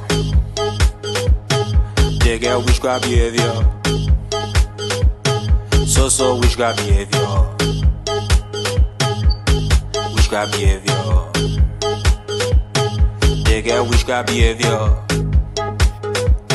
So witchcraft behavior. Witchcraft behavior. They get witchcraft behavior. We see them, we know them. That's why we came to expose them. We see them, we know. We know them. That's why we are here to expose them.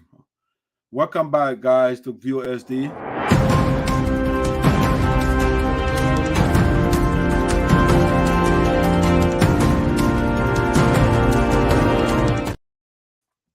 All right, guys, welcome back to VOSD here with ESOTERIC coming to you from Prosper Park, Pennsylvania. All right, so we want to share the quick breaking news. You got part of it the other day.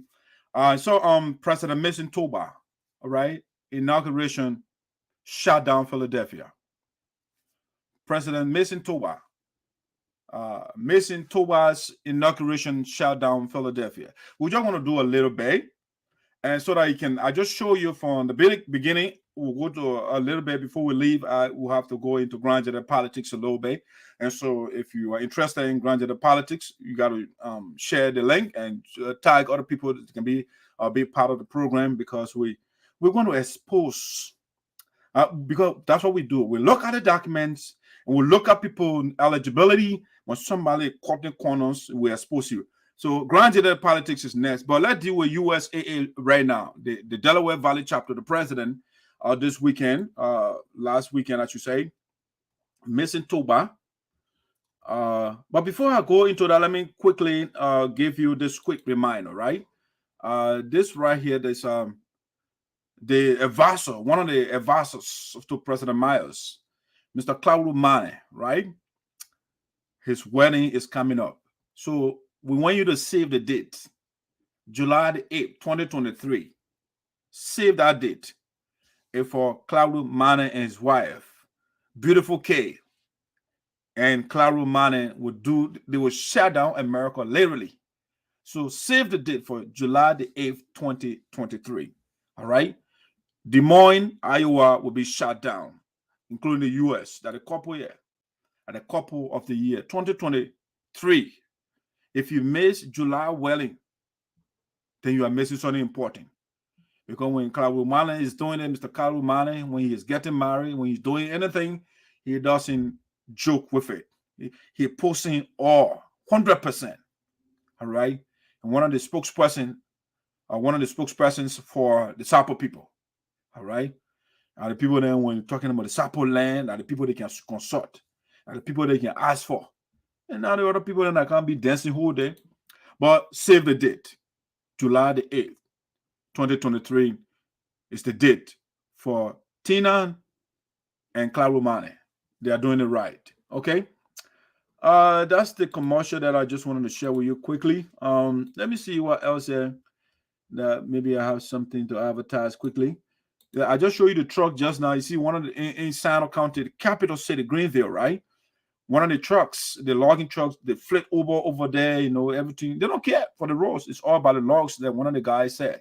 So I want to say thanks to the Sinoe radio station reporters for do more of this, and so we can showcase it as well to the people around the world so they can see what our leaders are doing in Sinoe County. They are not there for the people. All right. Let me now go to what I want to talk about here, which is the president of the Delaware Valley chapter, Mr. Mayson Togbah, his inauguration at Shutdown, Philadelphia last weekend. Okay. Let me just share that with you quickly, and then we'll move on to something else. You know, when you are legitimate, you get all the right people to your occasion. When you don't trick people, you know, like the other people did. Somebody they didn't invite, the person went there, they didn't tell the person the truth. Oh, we didn't invite you, you know. But let me show you a little bit the caliber of people that came to Mayson Togbah's inauguration, right? It was fantastic. It was wonderful. So let me just show you a little bit of all the people that came, that attended the inauguration of Mayson Togbah. All right, let me play a quick video here, and we'll move on from there. Let's see. I think I got another video here that I'm already sharing. Let me bring that down, and I will share this video with us. This one right here, Mayson Togbah. Let's share this one.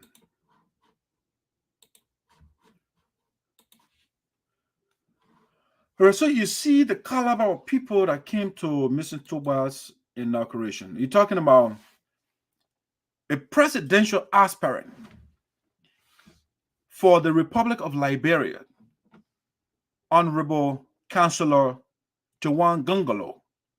He was at the inauguration of the president of the United Sarpo Association Delaware Valley chapter, Mayson Togbah. He was there. That shows that the people, I mean, they know who is who, all right?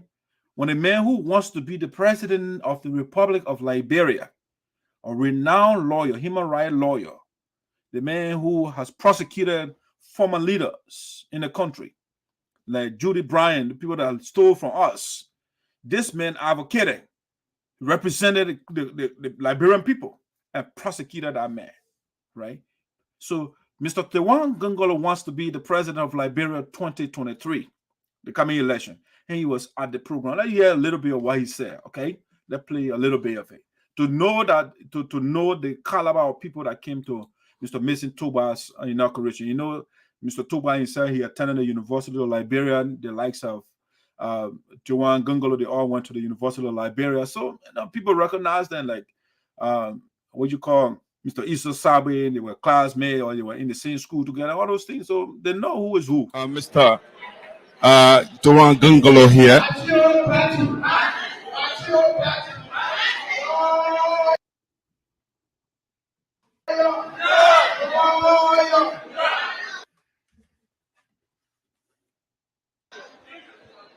I'm very happy to be here tonight. And to see my fellow Liberians in a very festive mood. I want to say, you know, Sarpo people, so you know, from Brantford and Sinoe counties, I believe.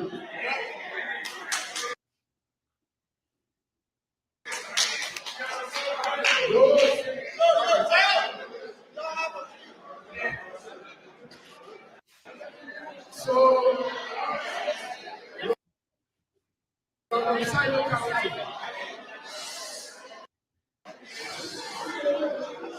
can we?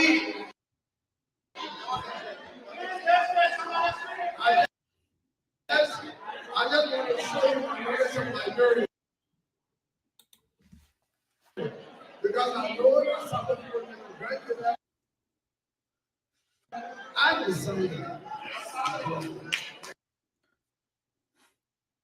God, that is correct.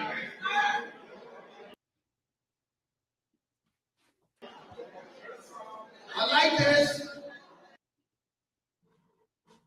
It shows some level of unity among Liberians.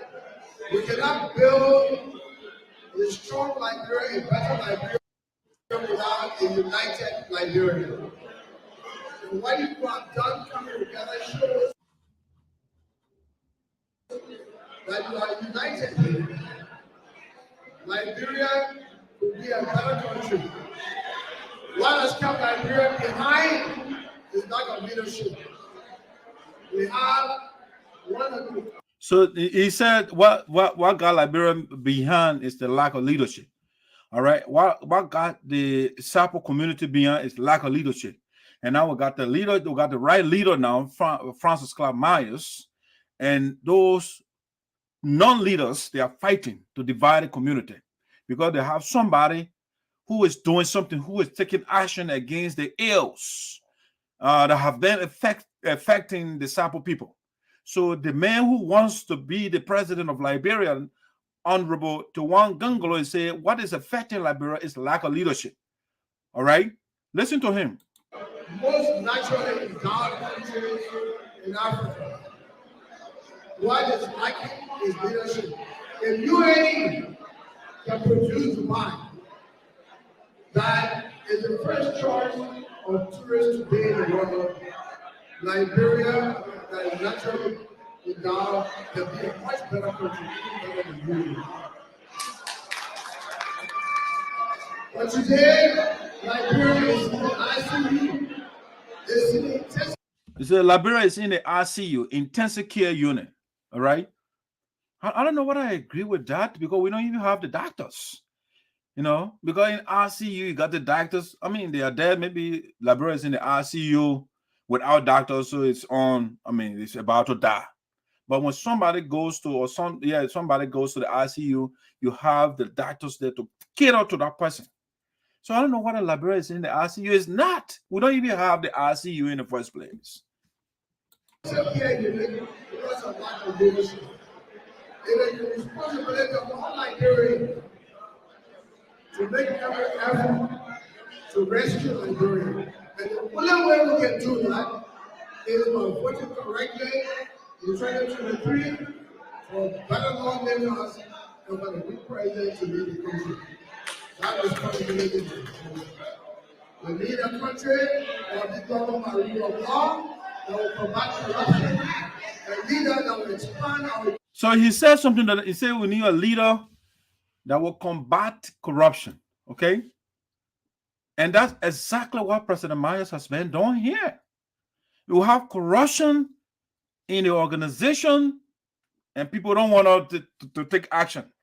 And so the man who wants to be the president of Liberia, he's echoing the action, the decision of, or re-echoing the action and the decision of President Myers at the inauguration of Mr. Mayson Togbah. He said we have to battle. It's a strong way. When you battle something, you are fighting it robustly. You got to subdue it. All right. And so the man came and you were even preaching against corruption. So you could not have gone on the other side where the people are corrupt. No. Because when he goes there, he says what he said here, those guys will probably jump on him to fight. Because he's talking about fighting, battling corruption. And for them, they don't want anybody to battle corruption. No. All right. So that's one of the eminent persons that came to Mr. Mayson Togbah's inauguration. Okay. So you can see the caliber of people. It wasn't a joke. All right. When you watch that program, nobody is what Liberian say throw hints and stuff. No, nobody was doing that because all professional people with different professional backgrounds. They came from all over the place, and nobody calling somebody from North Korea and others saying no. That's childish. People were doing all of that. Now let's go to the next thing that I want to share. I even engaged the man a little bit, asking a few questions. Maybe I can put the video in front of someone so you can see. For the world, Liberia has the natural ability. We have not a matter of necessity. Well, what is the acronym for I've been a prosecutor. How do you, what's the form? It is bad. I want to talk to Honorable. Okay, Honorable, this is a voice of Sinoe in the diaspora. My name is Dr. Sarpo the Esoteric, and I just listen to you. I think I have followed a series of your interviews online, and so I'm happy to be here with you. How are you? Thank you. I'm happy to be on your platform this evening.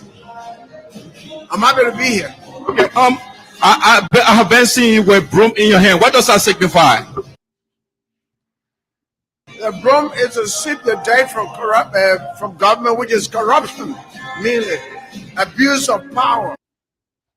We need to sweep it out of government to have good governance in Liberia, because it is bad governance that led us to coup d'etat and civil conflict. And bad governance is causing a state failure in the time of peace. Currently, Liberia is in ICU. We need to rescue Liberia with good leadership. And that's why I'm stepping forward. Do you have the relevant doctors to rescue Liberia from the ICU? Yes. I'm the best surgeon when it comes to that. My track record of fighting for good governance, fighting for rule of law and respect for human rights. So it's a little engagement there with the presidential aspirant of Liberia, Mr. Tawan Gongolo. I mean, I interacted with him a little bit. You can go on my YouTube page and watch the full interview. I will just kind of show you a little bit of the high caliber of people that came to Mr. Mayson Togbah's inauguration. You know, it wasn't a joke. It was a real inauguration where the state actors, they came through. All right, so let me play another quick video here. Then we'll move to Grand Judas politics. And let me show you another one quickly. Let me play this one for us. If you are just joining us, welcome aboard. We are winding down here slowly. Let's see. Let's see the president of the Liberian Association of Pennsylvania, Pennsylvanian president, also at the program. Manasiande Kofat was also there. Let's listen to a little bit of what she said.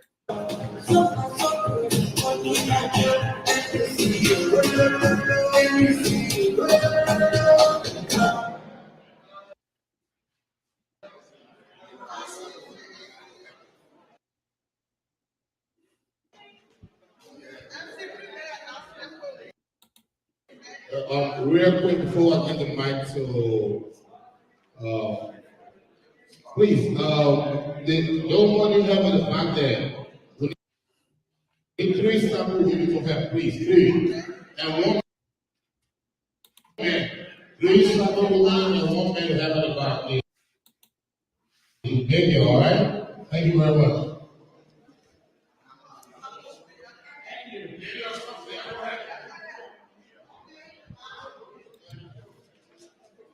Good evening, everyone. This is, I think, one of the most important parts of this event. One of the main reasons why we are here to install the officers of the Sarpo Dancers Association in the Delaware Valley chapter. Thank you for that great introduction, and Mr. Guest Speaker, thank you for that great speech. I'm honored to be here to induct or install people who will carry this organization forward,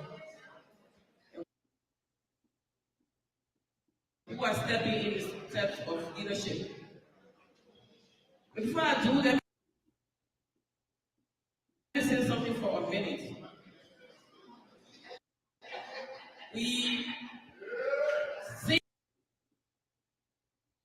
leaders, we know leaders when we see them by the way they behave, by what they do, about how they communicate with people in the community, their moral values, and how they carry themselves. See, so the president of the Liberian Association of Pennsylvania, Namalaewlue Kofa, she said, when we see leaders, we know them by the way they communicate, by the way they conduct themselves, by the way they treat people around them, you know, and that's why she took upon herself to come and be the installation officer, because the way Mr. Mayson Togbah talks to people, the way he carries himself in the community, he conducts himself morally. He's not going around and stealing people's money. The people entrusted him with their resources, and he is leading the people with equity, transparency, and accountability. You know, and so that what the Liberian Association president is saying, when we see leaders, we know them. We see real leaders. We know how they look like. In other words, those people that gather on the other side, they are not leaders, because real leaders, they debate the issues. People get contrary and views that are antithesis to each other. But at the end of the day, they compromise. They don't create factional groups. And so when you create factional groups, it shows that you are not a leader.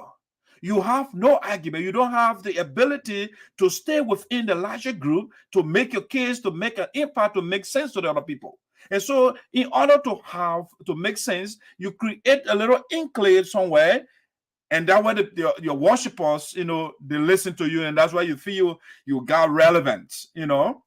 So Namalaewlue Kofa is elaborating when we see real leader or real leaders, we know how they look like.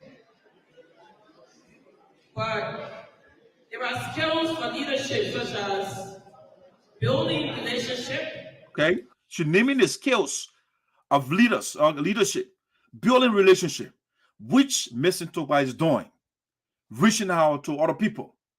I mean, this program, the inaugural program of Mayson Togbah, was so impressive to the point where, I mean, the attendance was so impressive, such that the population, the demographics was kind of eclectic. The people came from every sector of the demographic bracket.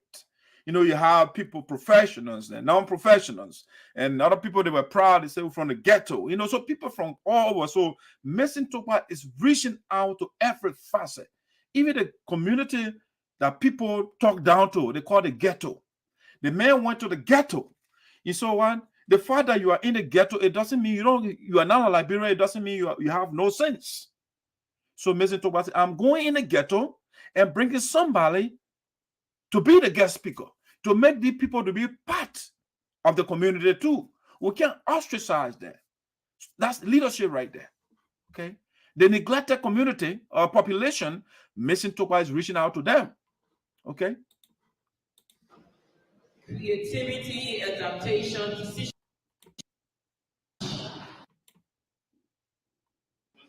All officers repeat after me with your right hand up.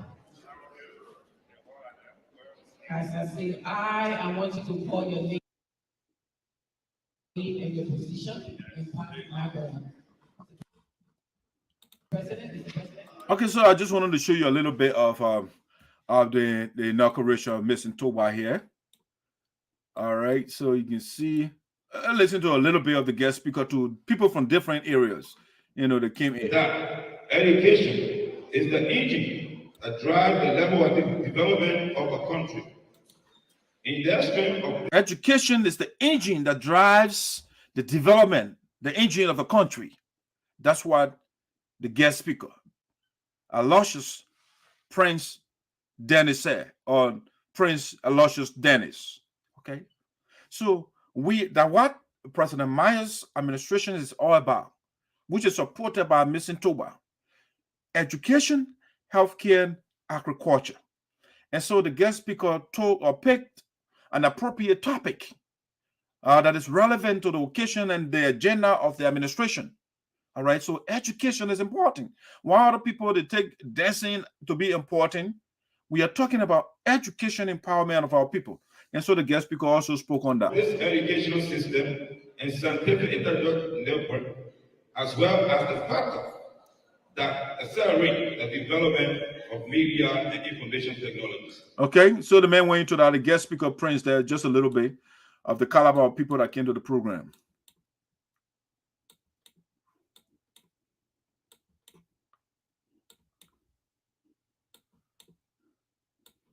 I want to see a little bit of the inaugural speech here of Mayson Togbah.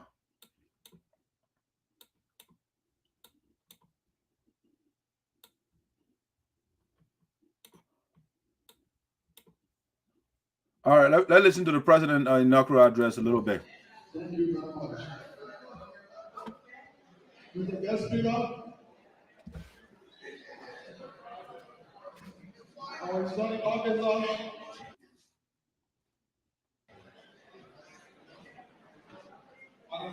President Black Miles, President of the United States of America, Bishop of the United Association here present,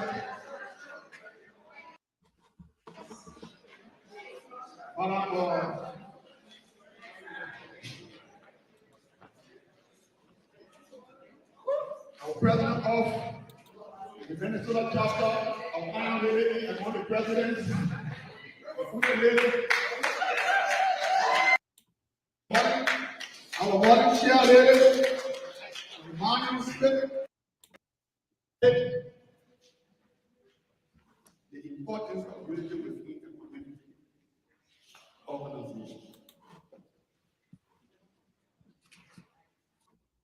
The word unity has a lot of definition, but I will go in depth in a free dictionary. I said unity means the positive, the individual to do some work as a unit without jeopardizing the individual interests in any way as far as the result of the work is concerned. Okay, so the president gave us a splendid definition of unity. All right. And I mean, it said a group working together as a unit without jeopardizing the mission, the goal of the group. All right. And so our founding fathers and mothers, they established an organization we call the United Sarpo Association in the Americas in the 90s. And they give out the goals, the aims, and the objectives of the organization, among other things, and to help our people with education, to cater to them when they are in precarious situation, and the list goes on. Now, fast forward to 2007, 2008, 2023, 2022. From 2017, our brother came in and said, you know what, we're going to vandalize the objective of the founding fathers and the mothers. We're going to change the objective of the organization from catering to the people to commotion, to having inauguration on the same day and calling names. See, so President Mayson Togbah is telling us unity, it helps us to achieve our goals. Okay, and so united we stand, divided we fall. It is not a rocket science. You live in a country that calls itself the United States of America, but no, the men don't care for the thing. They say we need united, divided association. We should be divided. We should be denser. 7-day advantage, other people call them. Anyway, but that's a little bit of the president's speech. I'm not going into all the other details. You know, you get time, go on my YouTube page and follow more of the speech of the president. It was a wonderful program. But now, before I let you go, I want to quickly talk about grand jury politics before I go for the day. All right, let's talk about GGAA, Grand Judges Association in the Americas. The presidential election is somewhere around the corner. So let's talk GGAA a little bit here. All right, so before we leave, we want to say the last talking point, which I want to talk about, is Octavious B. Gilman and Josephine Slue are not qualified to run in the GGAA election. Okay, that's That's a serious statement there. Other people, what they got talking about? Octavious Gilman and Josephine Slue are not eligible to run for Grand Jury Association presidential and vice presidential elections. No, they are not.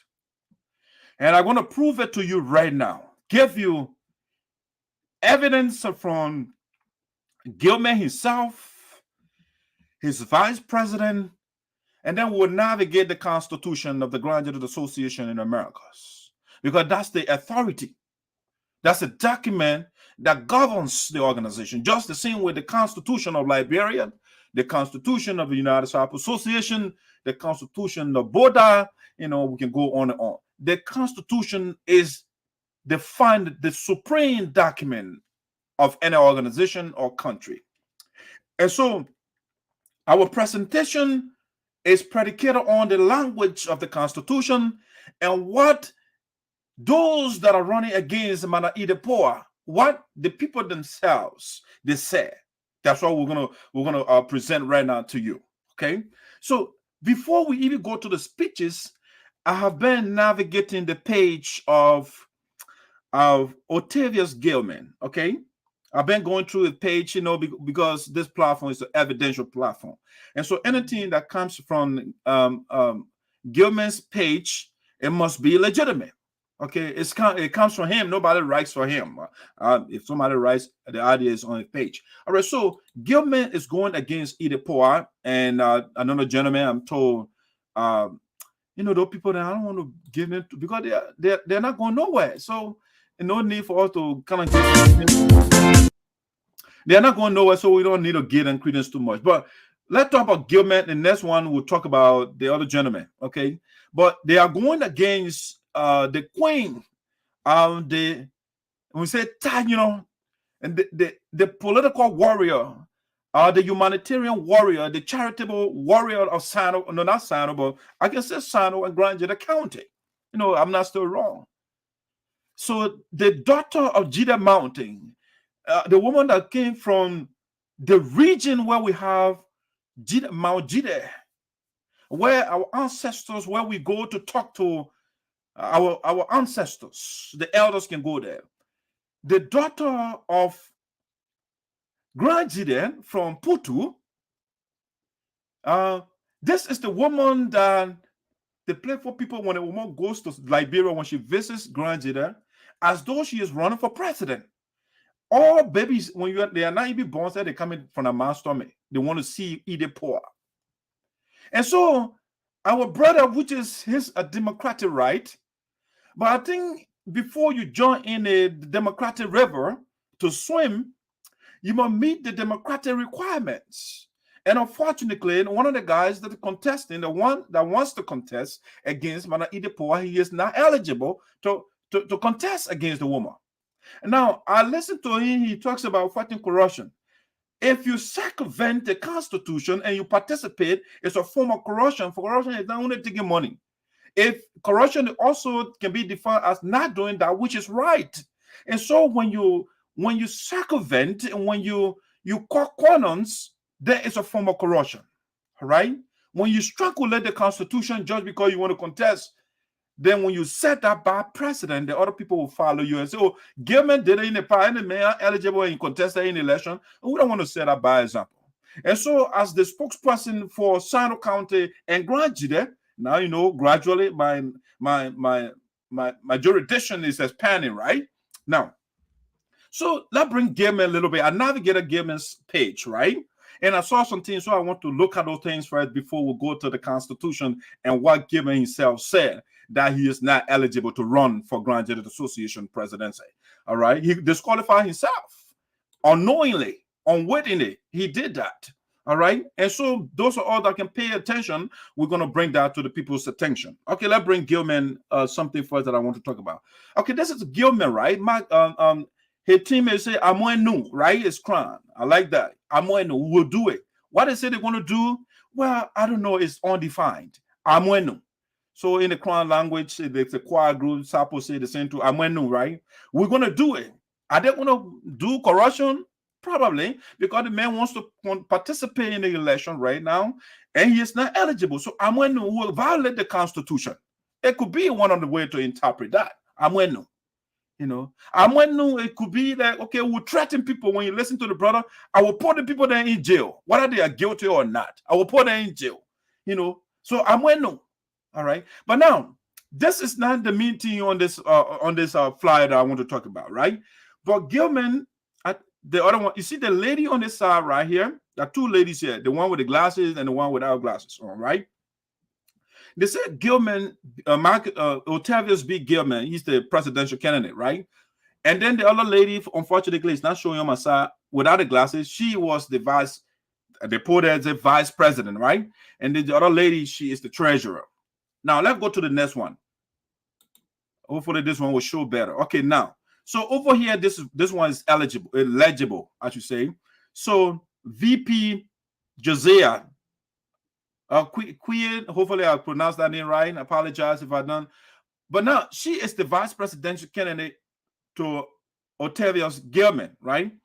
And then a national treasurer, we got Josephine Slue, right? Okay, see it clear on this flyer. Let's go to the next one. The next one here is also clear. It says here, Josiah here is also the vice president. Josephine Slue is the national treasurer. Okay, Gilman is the vice presidential candidate. Okay, let's go to the next one. Now, when you come to the next one, it's repeated again. You see here, Josiah is still the vice presidential candidate. Now, let's go to the next one too. The next one here is also, now, if you look here, it has changed. All right, so the first lady, Josiah, was the vice presidential candidate, and Josephine Slue was the treasurer. But now, at this point, Josephine Slue, GGAA VP aspirant. Okay, now her position has changed to vice presidential candidate.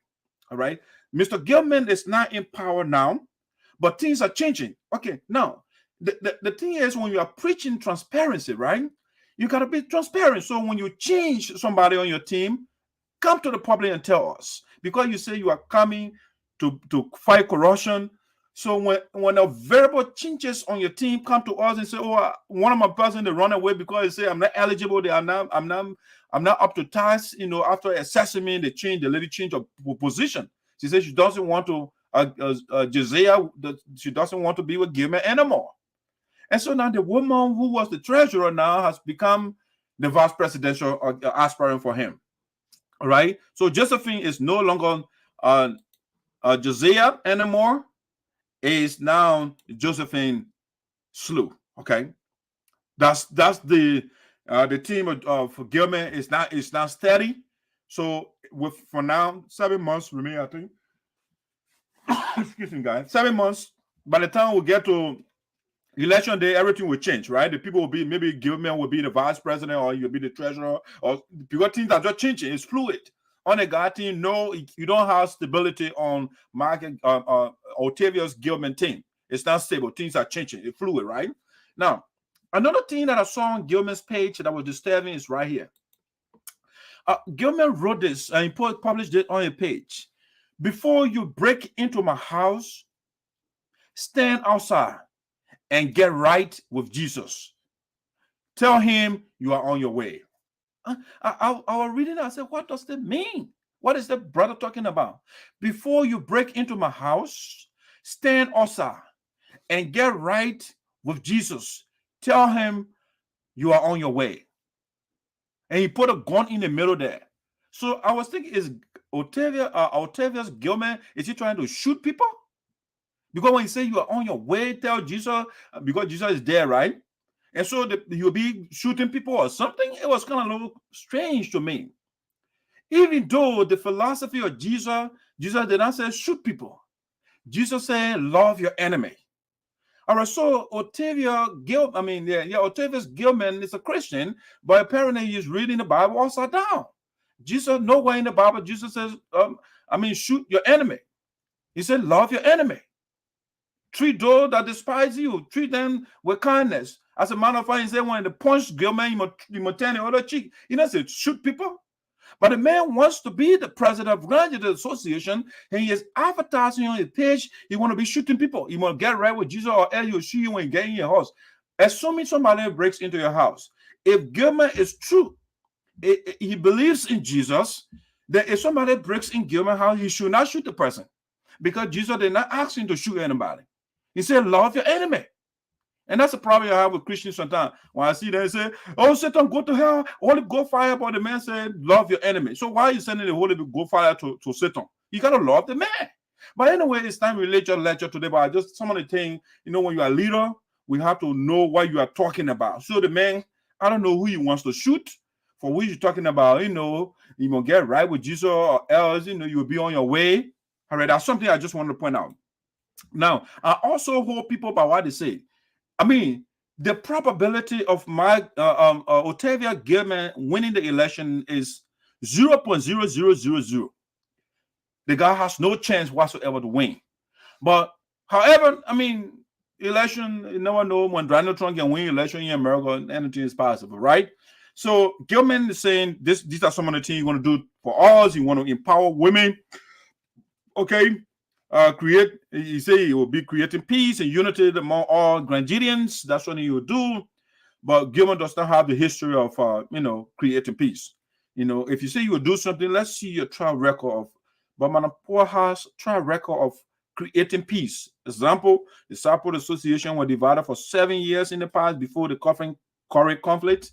All right, and Namalaewlue is still making effort to unite the Sarpo community. She united the people before, and Green Coach Vioki and divided the people. Gilman has aligned himself with Grand Judio, even though he says he's coming to bring peace to the Grand Judio people. But the man that divided the Sarpo people, that the man body, when he goes to Minnesota, they play he and go. All right, and the supporters of the dividers. The man. So you can see the contradiction already. The man is supporting a divisive man in another group, and in the Grand Jury Association saying you're bringing peace. So you can see the dichotomy right there, right? That's something he said, creating access for the organization, improving the life of all Grandidians, home and abroad, changing the organization from a political to a non-for-profit. Okay. I'm right now in a political process already, participating in doing it. A guy running campaigns right now. But after he shall have been elected, that's when you're going to be want to depoliticize your organization. Sir, why you are participating in your political process right now, but you don't want other people to party politics?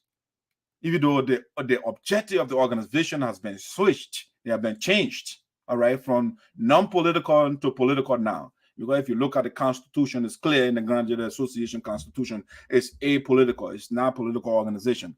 But Gilman say, and I will be in the political water for now. When I get there, and no more politics. We'll put end to all the politics in GGAA. All right, I just want to look at the main platform because a couple of years from now, provided if he wins, which I think his chances are very slim, he's not going to win. But when he wins, these are things that I'll be holding the brother back. I tend to hold people by what they say. Now let's go to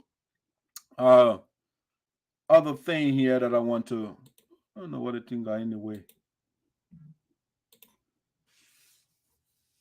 Let me go to what the major thing that I want to talk about here. Now, those are some basic things that I saw on Gilman's but there's something else there before I go to what he said. So Gilman also wrote this on his page. All right. And I hope hopefully the brother will be consistent, because when you say something and when you say something contrary to that, then I start losing respect for you. But hopefully the brother will be consistent. So Gilman wrote, he said, this picture, he took a picture with Namalaewlue and vice presidential candidate, Chris. And he said he wrote this 6 days ago. So he said, this picture will tell you a lot about the GGAA upcoming general elections in 2023. The most difficult part in this election is that ESOTERIC is one of my best friends. This will be best friends. The S supposed to be there, but anyway, we're not doing grammar here. All right. This picture will tell you a lot about the Grand Jury or GGAA upcoming general elections in 2023. The most difficult part in this election is that ESOTERIC is one of my best friends in our community, and I have a lot of respect for her. Okay. He says that Idapoa is one of his best friends, and he has lot of respect for the lady. Okay, so if Gilman has lot, say small respect or negligible respect or an iota of respect or a modicum of respect, a scintilla. No, he said a lot of respect. In other words, a gigantic dose of respect he has for the woman. The respect he has for the woman is unmeasurable. You can't measure it, okay? You can't put it in context. It's a lot. You got a lot of respect for the woman. So when you have a lot of respect for somebody, then why are you contesting? You're running against the person. The person is your friend. If Gilman is my friend, why should I contest against him? But anyway, maybe the guy using the word friend in another context, but the idea is say you got a lot of respect for her. And her mate, he added the running mate, the two of them. So in other words, Gilman is telling you these people are flawless. I got a lot of respect for them. They got no problem. The corruption, it doesn't apply to them because Gilman cannot have lots of respect for people that have corruption beyond it. No, because he has presented himself that he will prosecute people that are corrupt. So when Gilman is a friend with Idapoa, then it follows that Idapoa has nothing to do with corruption. All right? If Gilman accuses Idapoa of being corrupt, that means Gilman is corrupt because he said he's a friend of Idapoa. All right? And he got a lot of respect for her. And so it is clear Gilman is telling you Idapoa is flawless. She has no money issue. She's an honorable person in the community. Okay? That's what Gilman is telling you. So let's read that statement again. This picture will tell you a lot about the GGAA upcoming general elections in 2023.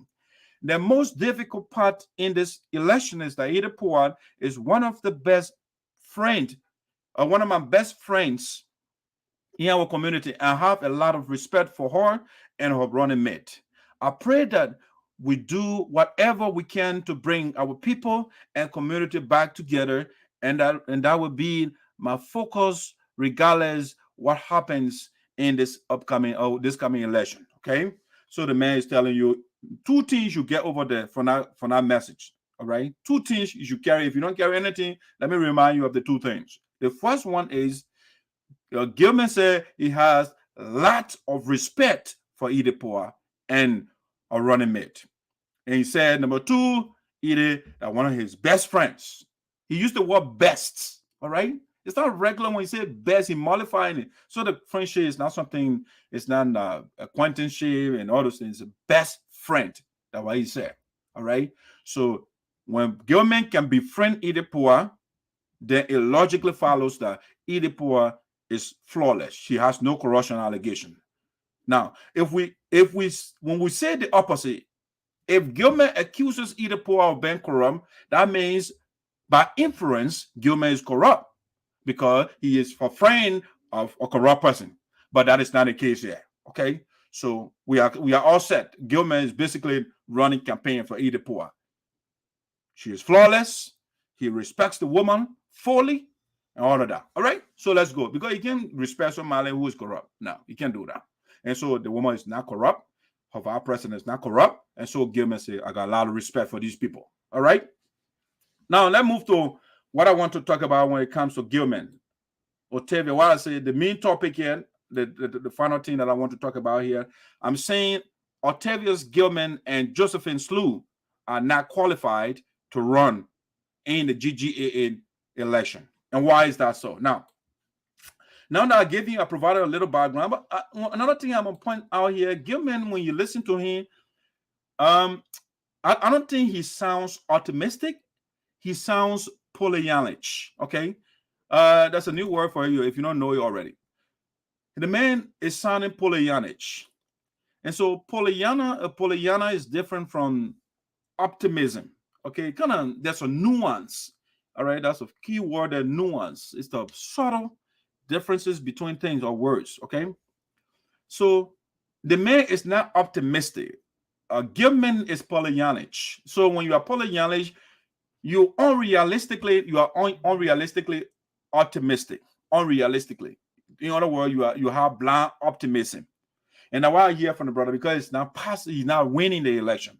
All right, it's possible, but given the variables available right now, the man is Pollyannish right now. He's not optimistic because it's not practical that he's going to win the election. It's not realistic. So he's not optimistic. When you're optimistic, you are positive, you are hopeful, or looking on the bright side of things. But you have to look at the variables available before you. So what Gilman is doing, it sounds as though he is optimistic, but no, he is Pollyannish. All right, he is overly optimistic, which is blind optimism or unrealistic, the band optimistic, and that's what Gilman is doing right now. He's not going to win the election. It's clear from all indications. Those of us who call ourselves psephologists, you know, when the psephologists are the people that study electoral trends, you know, so we are look at the electoral trends, the upcoming election, and from the local things, Gilman will be massively defeated. It will be a landslide. All right. Now let me go to the major thing here. Octavious, Gilman, and Josephine Slue are not qualified to run. Now let's go for the first evidence from Gilman, and then we'll go to the Constitution. Okay. Let's see. Let me depopulate some of these things here. All right. Let's see. All right. Okay. Let me look at something from Gilman. All right. Let's look at something from Gilman himself and his vice president. Let's look at something. Let me play the quick video here from Prince Double's show. All right. He had an interview with Prince Double, and that's where I'm getting this from. Let's listen to it quickly and see what he said. All right. Let's play this video. Let me play this. Go back to play, and let's play it. Invest or steal any amount or any money from Grand Jury organization on his way out, I would like Mr. You put it up plain and simple. All right, so the man is coming for peace, but he's going to lock people up. Okay, that's how the man is saying. Plain and simple. He didn't say, "When I take you to court, we are guilty." He say, "When I know that knowing in this game is beyond speculation. So you lock people like Donald Trump. You know, the Grand Jury Association." Donald Trump, you'd be locking people up just the same way Donald Trump would say, "I'll lock with Hillary Clinton, I will lock you up." You know, so you come in lock James Djibouti up. Okay. So that's the man that's coming to create peace, right? You'll be locking people up. Because our people are tired. Our women are tired. Grandians are mad. Grandians are just frustrated. They're sick of them going to convention thousands, hundreds of thousands of dollars, and they don't see it at the end of the day. So my number one goal is to make sure accountability, people pay the price. I talked to Gilman one time. He said he worked with the Manya.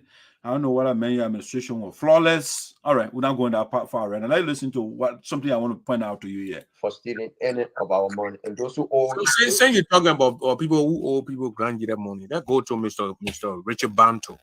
It was something part of last month where information went out that Banto sent a check. $7,800 check and change to JJ Dennis for Dennis to grab that check and give it to the current administration. And then later, I you were on the show last week. Somebody calling Mr. And I have Mr. Yubote on the show here, Mr. Gilmore. I don't know if you watched the last show with me, Mr. Yubote and myself. And I asked him for that particular check that he was supposed to receive from Banto. And he said he did not receive the check. The thing is a 419 scam that Richard put on them. So what do you think people like Richard Banto owing that kind of a huge amount of money? Was it going to be something on your list, or you just going to let bygone be bygone and we'll move forward from where you start? No, let me say this. If you're out there and you are Grandian and you owe this organization money, or you took money from this organization and no, it's not your money, it's Grandian hard working money, and you're keeping it, and you think that Gilman administration will solve problem in somebody's basement, or we call on a conference call to solve that problem, I want you to think twice. If I, Octavious Bestman Gilman, become the next president of Grand Jury Association, which of course I know I will be. I want you to understand this, and I want you to listen. And that's the Pollyannism I was talking about. He's Pollyannish. He's not optimistic. He knows that he's not going to win, but he's blindly optimistic. So plain and simple. I will lock you up, and that will start from day one. As long as I become president. So he's talking about locking people. He didn't say, I will do investigation first and gather the evidence, and we'll take you to court. And when the court establishes that, but Gilman is the one. He's the police. You're going to be locking people up. I don't know where he's getting that authority from. You mean locking people up? If the man is accused, carry the man to court.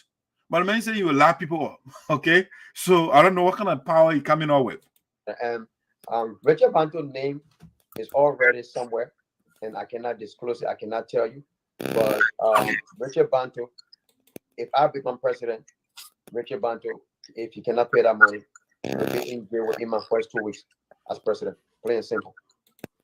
The Dixon guy want me to ask you this question here. So I think he's all the way in like you, so I brought a question up here. Okay, before we go to so he gave out, he said he first 2 weeks. Hopefully I got that message right, but he gave a time frame when you incarcerate Mr. Banto, once it is established that he's corrupt. You put him in jail. That's what your man said over there. Let's listen to something, the question here. He said, good morning. So, it's in the morning now because he said, so I mean, that's why I know it from. I said, good morning. Can you please ask your, yes, I'm the host. What are some of their strengths in terms of empowering our people back home? You may you're self-initiated. What are you doing back home to empower the people back home? Okay, Chris, and that's a pretty good question. So let's see. The viewer, one of the viewers said, "Sir, what are you doing back home to empower our people?" That's what Gilman about to tell us now. Listen. To the person that asked that question, I want to say thank you. Dixon. Yeah, Dixon, I want to say thanks. And we shouldn't just wait to become president before we start helping or impacting life in our country. I mean, in our county. If you don't know that, I've been helping Nigerians back home like 3, 4, 5 years ago. And I was the one that put it 3, 4, 5 years ago. Okay, come here, give us what he has done, right? To hand pump in Bazon District. Okay, he built a hand pump. So we want to say congratulations and thanks to Gilman for that. That's something that I appreciate. Okay, next thing. Of course, I'm from the same district. I'm the one who gave the women of Grand Jury, and the women in Grand Jury County, sending $2,000 to Mr. Collins, the former president, to start a macro loan. Okay, that is critical, right? He said he sent the marketers, market women in Grand Jury. He sent $2,000 macro loan. Listen to that. He didn't say grant. He said macro loan. Small money, $2,000. So a loan is a money that is given to you, and you have to give it back in interest. All right. So Gilman is doing business with our people. He's not helping them. All right. It's like over here, you go to the bank here, they give you the credit card, then they give you $300, and they charge you $600 or $700 or $1,000 or interest over that. That's what Gilman is doing for himself. He said he sent $2,000 macro loan. Loan, it's not grant. All right. So the man is doing business with poor people. He's not helping our people. He's a capitalist. All to do is to exploit the people. That's what Gilman is doing. That's why he himself told you I send $2,000 so that they can do macro loan, not grant. Because grant is the money that you receive and you don't pay back. Grant loan is a money that you pay back with interest. Okay, so Gilman is not doing us a favor here. He is doing business. He gave $2,000, and out of that $2,000, he might get before everybody it goes around. Guess what? He want to get $20,000 out of the $2,000. Okay, so he's the businessman. He goes everywhere. He listens to him. He's a business. Which is not a bad thing, but he shouldn't pretend as though he's doing something for the people when he is doing business to garner profit, to improve himself. That's what he's doing. All right. So listen to that video again. Listen to the next thing he said. I'm the one who, when our young people needed to stay out of the street, they asked for one Scrabble book. They couldn't get it for almost 2 years. I sent 4 Scrabble book, 4 Scrabble dictionary. Okay, so the man, that why he running on Scrabble ball, he sent Scrabble to take young people from the street. The man cannot say, "Oh, I'll get a scholarship, you'll go to school." He will say, that Scrabble ball the children want, so I will send Scrabble. I will send 20 or there. All right. So you're gonna, if you put you juxtapose the initiative of Gilman and that of ESOTERIC, the woman can carry a whole truck filled with different things and give it to the people. And the man is talking about Scrabble ball. I send Scrabble ball and I get loan and the people pay me interest. Okay, is that what want to make you to win election? Okay, let's listen to the vice president. And again, listen, I'm trying to prove to you that they are not qualified to run. But just giving you the preliminary analysis, you listen to the man, they'll come into exposing themselves. Listen. I'm the one who made a contribution. The higher contribution to our national queen of Grand Judah County. So there are a lot of things that engaged. Okay, you say he made the highest contribution. How much is it? He didn't tell us the amount. Highest, maybe it could be a lot of people pay $10 and he pays $20. It could be the highest. Okay, so how much did he pay? He didn't tell us. Okay, the politician now, they speak ambiguously. And I will continue to do regardless if I'm president or not.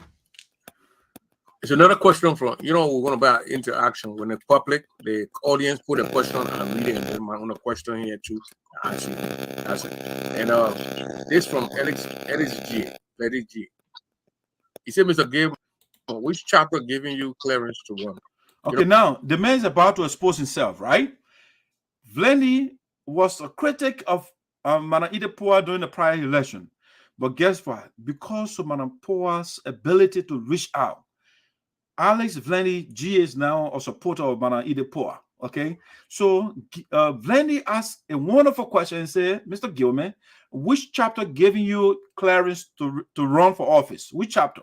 Because the Constitution, it says that the chapter should clear you. You got to get some clearance from your chapter before you can be eligible. All right, then listen to the reply for Gilman. No, actually, when you contest, you got to go and get a clearance from your chapter. Then you present it to the election commission. You have your state is chapterless. So how the process is going to go? You're going to go to the national administration and get your clearance? So Prince is saying your state is chapterless. You don't have chapter in your state. You are from Michigan, and there is no chapter of Grand Judah Association in the state of Michigan, in Detroit, Michigan. So how are you going to do it? You're going to go to the national leadership? Okay, listen to his response. Or you're going to go to the nearby state. Yeah, thank you very much. You see, Ellis, somebody who's been in the organization for long, and it's sad that you don't know the constitution or the rules that govern the organization, and that's okay. The man asked a question, right? The man just asked a question. Instead of addressing the question, he attacked the man for, "Oh, I'm sorry, been in the organization for a long time. You don't know the Constitution." The man just asked a question, all right? He's not accusing you of anything. He just asked a question. You are on the platform, and somebody, the viewers, they have the right to ask you a question. But go ahead. Well, this administration will begin to educate Nigeria about the Constitution and not just say things because you got access to free internet. No. Okay. So you're still going at GA. You got access to free internet. The man just asked a question. All you have to do, go straight to the question and answer it instead of saying all the other things. But man, about to educate us now. What does he have for us? Listen. The Constitution, everything I do during this campaign is about the Constitution. The Constitution did not.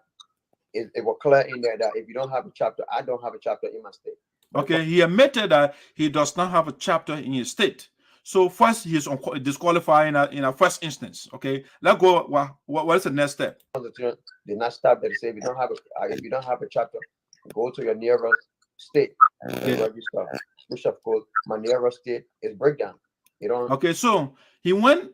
His state does not have a chapter. He went to the next state to register. In the state, the chapter broke down. So in other words, no chapter there. It had a chapter. But because of the same. Okay, he spoke in the past. It had HAD, the past name for had. It had a chapter, but the chapter broke down. Stealing money. Okay, so he was part of a chapter where people were stealing money, but Gilman did nothing about it. Okay, he said, I was part of a chapter And because the chapter broke down, because people are stealing money, and he did nothing about it. But he said he came to fight corruption. The chapter he was in a state with no chapter, but he moved to another state with chapter, and corruption came out. And because of corruption, it broke down. What did he do? Ongoing, the dysfunction in the bowl, that chapter is breakdown. And the president. So he put the blame on the bowl. What is that chapter? Sinoe County. Okay, so Sinoe County is a chapter? Or she's the president for the chapter? We want to know the name of the chapter he was part of, but he didn't tell us. He just said Sinoe County. Sinoe County is an individual. She's not a chapter. All right, so the man did not give her the name of the chapter, but he was with Sinoe County. All right? So what I did is we registered with the national, and it's in the constitution. If the Nero chapter cannot do it for some reason, you got to go and register with the national, and we support I did. Okay, so you see, when you are referencing the Constitution, right? You don't say the Constitution says give all the provision in the Constitution that says that when the Nero chapter is not there. When you go there, when corruption starts and it breaks down, you go to the national. Where is the constitutional provision? He did not give us that. Again, our politicians, they play these clever linguistical games, rhetorical games. And also, the Constitution says we should do this. Okay, which provision in the Constitution gave us specifics? And then we'll go there and verify. But he did not give us that. All right. And I navigated the Constitution. I did not see what he talked about. But listen to him. So from the state he is, from Detroit, no chapter, he is disqualified. He went to the next state. The state broke down because of corruption. There's no chapter in that place. And you say he went to the national administration. Listen, I'm right. So we are proving our point that Gilman is not qualified to run. All right, listen to him. Register with the national, so there's nothing to worry about. Okay, so you say register with the national. When you register, when you read the Constitution of the Graduate Association, they say when you register, you should have a document or some sort of card or something. Maybe a receipt to prove that you actually registered. Gilman did not give her anything. All right. So we have no reason to believe what he says. No evidence to prove whatever you just said. So we should not be gullible to believe what the brother said. He's a national politician. He got his show where he talks politics. So he's a politician. So you say these things that sound clever, but to those of us that are analyzing things, they are not. He did not give her any evidence that he registered. All right. No proof whatsoever. Okay, so LSJ, that's your question there, Mr. So, Madam Josephine Slue. Yes. I love you up and come by every noise. I love you up and come by. Yeah, you gotta go by and come back on. So let me go to Madam Slue. Madam Slue, are you active in your chapter? We don't have our chapter breakdown. Okay, so the same thing. Gilman is his first state, Mexican. Detroit doesn't have a state, doesn't have a chapter, and he went to a nearby chapter, which the name he didn't call, but he says Sinoe County. It broke down because of corruption. His vice presidential candidate also is saying, you know what? I was in the chapter, but it broke down. What do you mean a chapter breakdown? We don't have precedent. And like 3 weeks ago, because our president moved without giving us no notice, and after 3 years, who was your president? Who's your president? Fred Kuya. Oh, yeah, moved. Yes, he moved without no notice, and then the VP was sleeping for almost 2 years and a half. He just wake up a few days, and he gave me a call that he trying to bring all the grandchildren back together. And I told him that was a good idea. And since 2 months ago now, I can't hear nothing from him. Everything just died down. So, okay, so the woman is telling you she's not eligible, in other words. Her state does not have a chapter. It broke down like this. The same chapter, the same thing with the presidential candidate. So they don't have a chapter. Everywhere they are is chaos. So why should we trust the people that can maintain your chapter? They are part of a chapter, and things are happening. They are unable to restore calm. Because if you restore calm, then you say, you know what, I restore calm, things are going upside down, I got those things fixed. And so because of that, I have leadership ability. But they are part of chapters, and the chapters are no more. But they say they won't come to the national level. They are not qualified in the first place. As for right now, we don't have a chapter. Okay, for right now, we don't have a chapter. All right. And the Constitution says your chapter should give you a clearance in order to participate. You got to get your things together because you will need clearance to you got 7 months, so you got a lot of time to put your chapter together. And because you need clearance to give you clearance. There's a thing that they call a clearance. You to show the people that you're in good standing with your chapter. You are partaking in the process. They put it in that way so they don't get one people somebody get coming. The people don't have nothing. Nothing. Listen. And not part of nothing and just say they want to run. So you got 7 months. Yes, it's a lot of time. I'm very active in my chapter, but as I said, my president moved without notice. And then after 2 years later, the VP wake up and called a conference call, which of course he said that we should go. Who is the VP again? They call him Eric Park. You what? Eric Park. Okay, Eric Park. Yes. And I see where's your man James City's from? Yes. Me and James City in the same state. And that the president was in power when I was running for Grand GGAA coin at that time when y'all came here.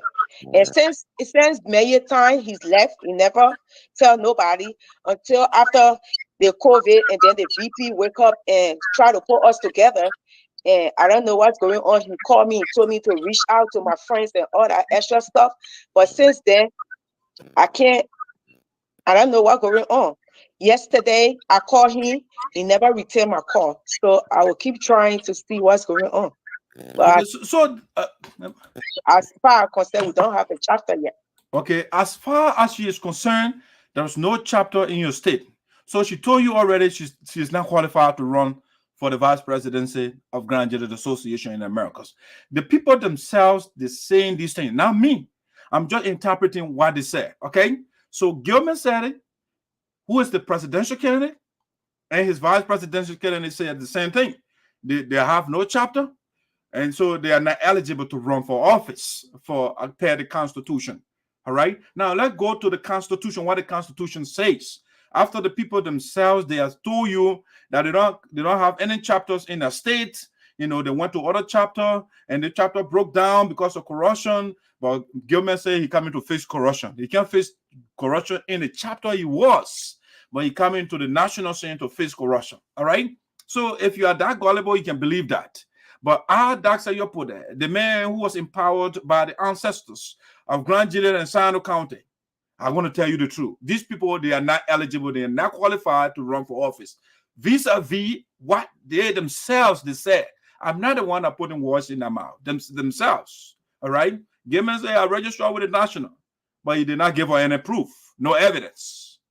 The young lady said, oh, I was part of a chapter, and it broke down, and right now we have no chapter. Okay? So she has no chapter. And you have to come from the chapter. Now let's go to the Constitution. What the supreme document of GGAA, the Grand GGAA Association in Americas, what it says. Let's go to that. We don't come here and talk because we don't want people to participate. We want people to participate, but you have to meet the constitutional requirements. All right? Let's go to the Constitution here. Let's see what the Constitution of GGAA says. All right? Let's go to it. It's right there on your screen. All right? So let me make it a little bigger so you can see it. I will zoom it. All right, let me view it from my side and see whether it's big enough. Yes, it looks like it's big enough. If you want, I can zoom in more. Let me zoom in a little bit again. All right, that should be good. So let's look at the Constitution here of GGAA, Grand GGAA Association in Americas. Okay, we want to look at Article. Let's look at Article 6 of the Constitution, GGAA. Okay. Article 6, we want to look at this of the GGAA Constitution. Let's look at the Article 6 of the Constitution, where it says qualifications of officers, right? That's what it says. So you just listen to the two candidates, the presidential and the vice presidential candidate for Team Amwenu, right? And they told you we don't have chapters in our state. We went to other chapter, and the chapter broke down, so we don't have anything to show you. All right. Now let's read it. Section 1, general. Okay. Section 1, general, right? It says here, all candidates seeking elective positions, including the position of the chairman of the board, shall not be indebted to their local chapters and or the National Association financially. All right. So first of all, we cannot verify whether Gilman and his vice presidential candidate, whether they are not indebted to their chapters, because the chapter broke down already. So we don't know how to verify that. Okay. All right. A National Association financially now have outstanding reports and all records belonging to their local chapters and all the National Association, and it shall be active members of the National Association. Okay. It goes on to say proof of active membership for the purpose of this provision shall be. Okay, so when you are part of a chapter, you have to show proof. All right, so the evidence are as follow, right? They say attendance of at least 2 of the last 4 national conferences immediately preceding the national conference during which elections are to be held. Okay, so you have to at least attend 2 conventions. They call it conferences. All right, in the Sarpo Association we call it National Assembly, but they call it national conference. You have to attend at least 2. All right, they went on to say the national administration shall maintain record of all national conference attendees for each national conference for no less than 4 years. Okay, so we can go to the convention to make sure what are the guys they attend a convention in the past 4 years. Okay, the at least 2-year national conference attendance provision of this paragraph shall come into effect 4 years after this amendment is adopted. Okay, let's go to step number 2. Requirement number 2.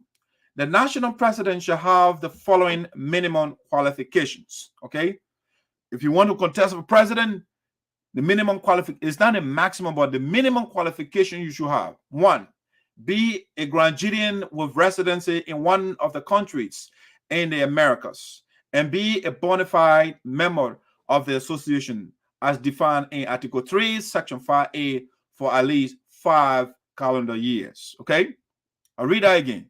Be a Granadian with residency. Okay, so the guys, the 2 of them, they are Granadian. They live in one of the countries in the Americas, which is the United States. So they are qualified in that context. And be a bona fide member of the association as defined in Article 3, Section 5A for at least 5 calendar years. I don't know. I think they met that requirement. Now that goes so. Must have at least a high school education or its equivalent, and must be financially up to date with his or her chapter of affiliation in the National Association. So this refers to the president. By the assumption, because Gilman one time said, "Oh, I dropped out of college," so I assume he went to high school, can make that a conclusion, or he has the equivalent. Now go on.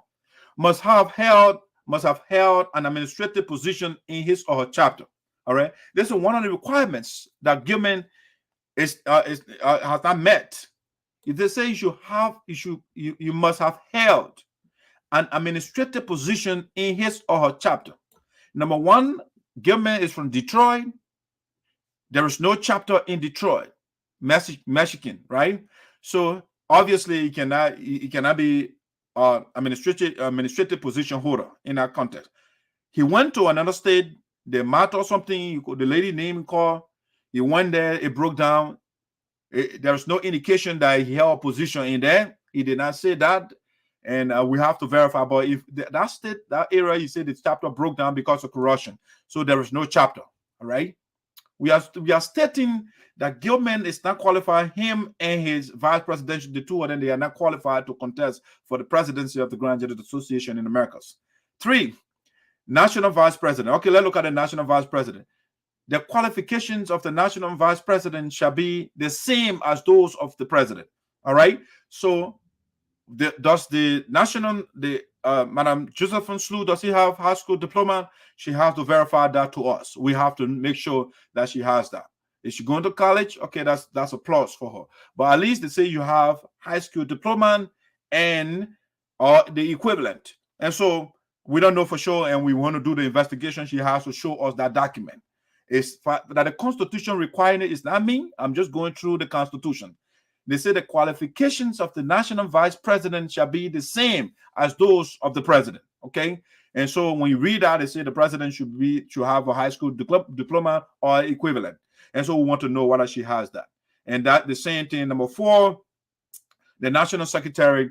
The national secretary here, the national secretary shall meet the qualification requirements in Article 6, Section 2A and B. All right. So vis-a-vis the Constitution, the president and the vice president for Team Amunya for the upcoming Grand Judges Association in Americas, the guys that are not eligible to run for office per the Constitution of the Grand Judges Association, which they will be taking oath to obey it and protect. They cannot violate the Constitution, and we will not allow them to violate the Constitution. The two of them, they are not qualified to contest for the presidency and the vice presidency, respectively. All right?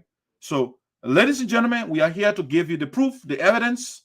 We listen to Gilman himself, and we listen to the vice presidential candidate of Mr. Gilman. And the both of them said they don't live in a chapter. They live in a chapter, the state that states that have no chapter, and so, and the Constitution says you come from the state. You should have held an administrative position in the state that you live with chapter. Nothing of that sort. All right. We heard Josephine. She said, "Oh, in my state, I was trying to contest for a point." It's not an administrative position; it's a ceremonial position. All right. So she hasn't held administrative position before either. All right. And besides, the chapter broke down because of corruption. So when these people cannot maintain chapters, it followed to reason that they cannot lead the Grand Judges Association, the 22 chapters, even though some broken down. So the chapter, they have reduced. All right. And so, ladies and gentlemen, that's the voice of Sinoe. I want to say thank you so much for joining us. Before I leave, quick thing I've forgotten here is the financial report. We are transparent here of the Grand Judges Association, but the United Sarpo Association in Americas, Delaware Valley chapter, the amount that will raise. So we just want to play that live video and we'll be done for the day. But that's the issue of Gilman. If Gilman and his vice presidential candidate they contest the GGAA election that is coming up, it will be an egregious violation of the Constitution and will be a bad example to set. The two of them, they are not qualified to contest for the presidency of the Grand Judges Association, the presidency and the vice presidency. They don't have the required qualifications to contest, and therefore, if I were them, they will get out. And what the Electoral Commission will not certify them to contest in the upcoming election, because it will be a violation of the Constitution of the Grand Judges Association in the Americas. It will be another form of corruption if they allow the people to flout, to circumvent, and to adulterate the Constitution of the Grand Judges Association. Now, let me just play the quick video, and I'll be off for the day. Let me see the quick video for the financial report of the USAA Delaware Valley chapter. We just want to share that with our viewers, and then we'll call it a day. Let's see right here quickly, and I'll just listen to the team to make the report, and we'll be out. So the financial secretary will give the video. Please pay attention to know or to hear the money or the form that we raise from.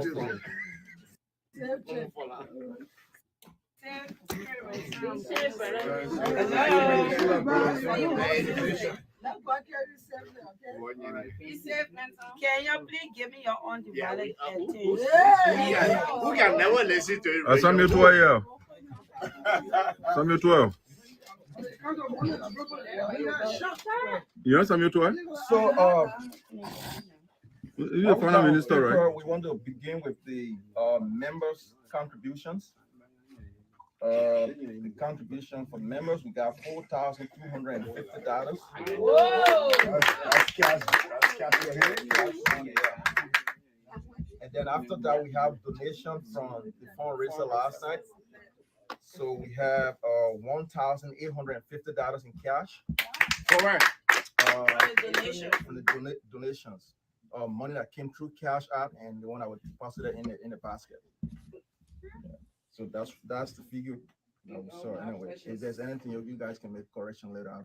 So what was the amount? The amount here is $1,850. The cash on hand? Cash on hand, yes. From Get Intake and no, that's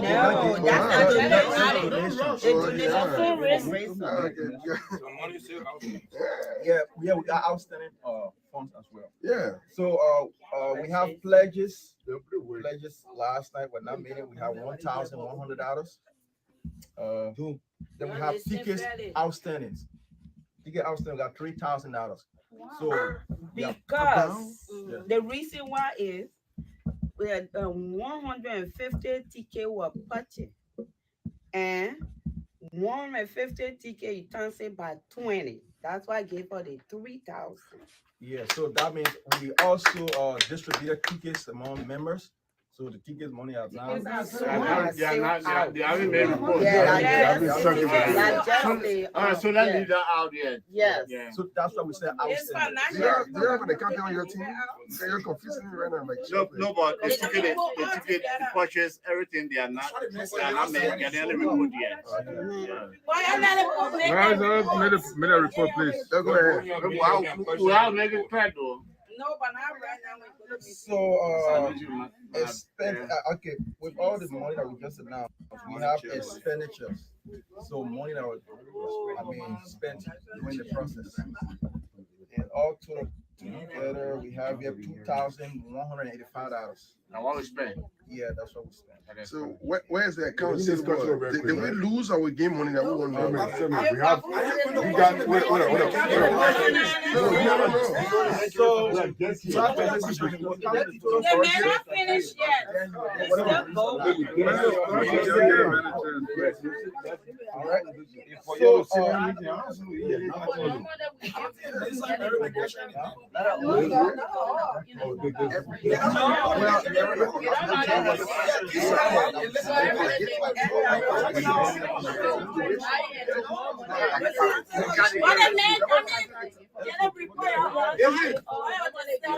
Yeah, go ahead, bring your opportunity. All right, okay. In total, we have 12,300. No, how now?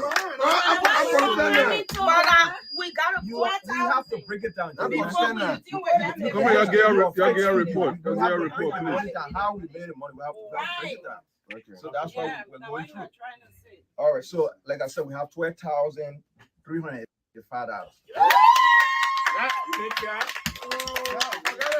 Account receivable. Oh, it's all right. Yeah. During the process. Oh, okay. They'll do the deduction. Everything. Yeah. No. So now you can do a deduction and know whether we lose or we gain. All right. So, ladies and gentlemen, thank you. 12,800. I go money there. That's why they have all right, guys. I want to say thank you so much. USAA, can I say something? The chair said something. Yeah, let me say something. So the reason he was trying to call it bid by bid, we don't want people questioning. You say, we made 12,000. Where is the 12,000? So where is the money? Where is the this? For us, if we make money, we make sure and take our expenses from inside. We ain't come and say, oh, because we made 12,000 last year. We spent 1,500 for hall, we pull it out. If we spend 1,000 for drinks, we pull it out. If we spend 1,500 for food, we pull it out, and the total is ours. We ain't at the other point. I would say we made 12,000, and then that's it. No. That's why the GS were trying to explain to you guys. That makes sense. But the total that we raised is 12,200. And more money still coming. And more money. All right, guys. That's it here. I want to say thank you. All right, so guys, ladies and gentlemen, this is VOSD that we just want to give you. This is a transparent platform. We want to show you everything that's going on. We don't want to make this not politics. We're a transparent organization. So the amount that was raised, if you listen to the report, the total $12,385. The catch and the cheerleader made it incandescent and clear, right? I mean, we don't like to trick it for the money to sound big. And so when you find out the financial team, they went line by line, right? 4,000 for the contribution from people, the donation, the rally, 1,850, and then I think pledges 1,100, and then the tickets outstanding $3,000. You know, so the cash on hand, according to them, is $12,385. You know, and that we're talking about deducting our expenses. So if you listen to them, they talk about expenditure, which were $2,185. You know, so the team is transparent. So we're not just putting figure out there like other people listen to our friend and our brothers and sisters that up there. They just call it, oh, for rally, we made $50. You know, the man even say $50, $1 or something like that. They want to put in a rally, you know. And yeah, the other one, the t-shirts, we made this for Lapa, Hita. I said, imagine, because I'm going for convention that I will do this thing and hair tie or hair tie, if you like, you know, t-shirts. But just for inaugural, they say they're doing inauguration, they acting as though, and yes, still they don't even reach USAA. That we don't have any t-shirt printer, no, I mean, hair tie, nothing, and we still got $12,000, and they say they didn't take the expensive for that. They reported to over $10,000. This they can always put figure out, right? Their prior convention, their high Minnesota, so we raised $60,000, and we can see nothing in Sinoe County, nothing they have done. In Iowa, they say raised another $60,000, nothing we can see. All right, so it's a bit different. They're trying to run competition with their parent, and that's why they're having issue, because the USAA was born in the 90s, and you were born what? 2023 or no 2022, and you want to compete with it's like you competing. How can you compete with your parents? It's not possible. Or a child is competing with the parents. No, we are not on the same level.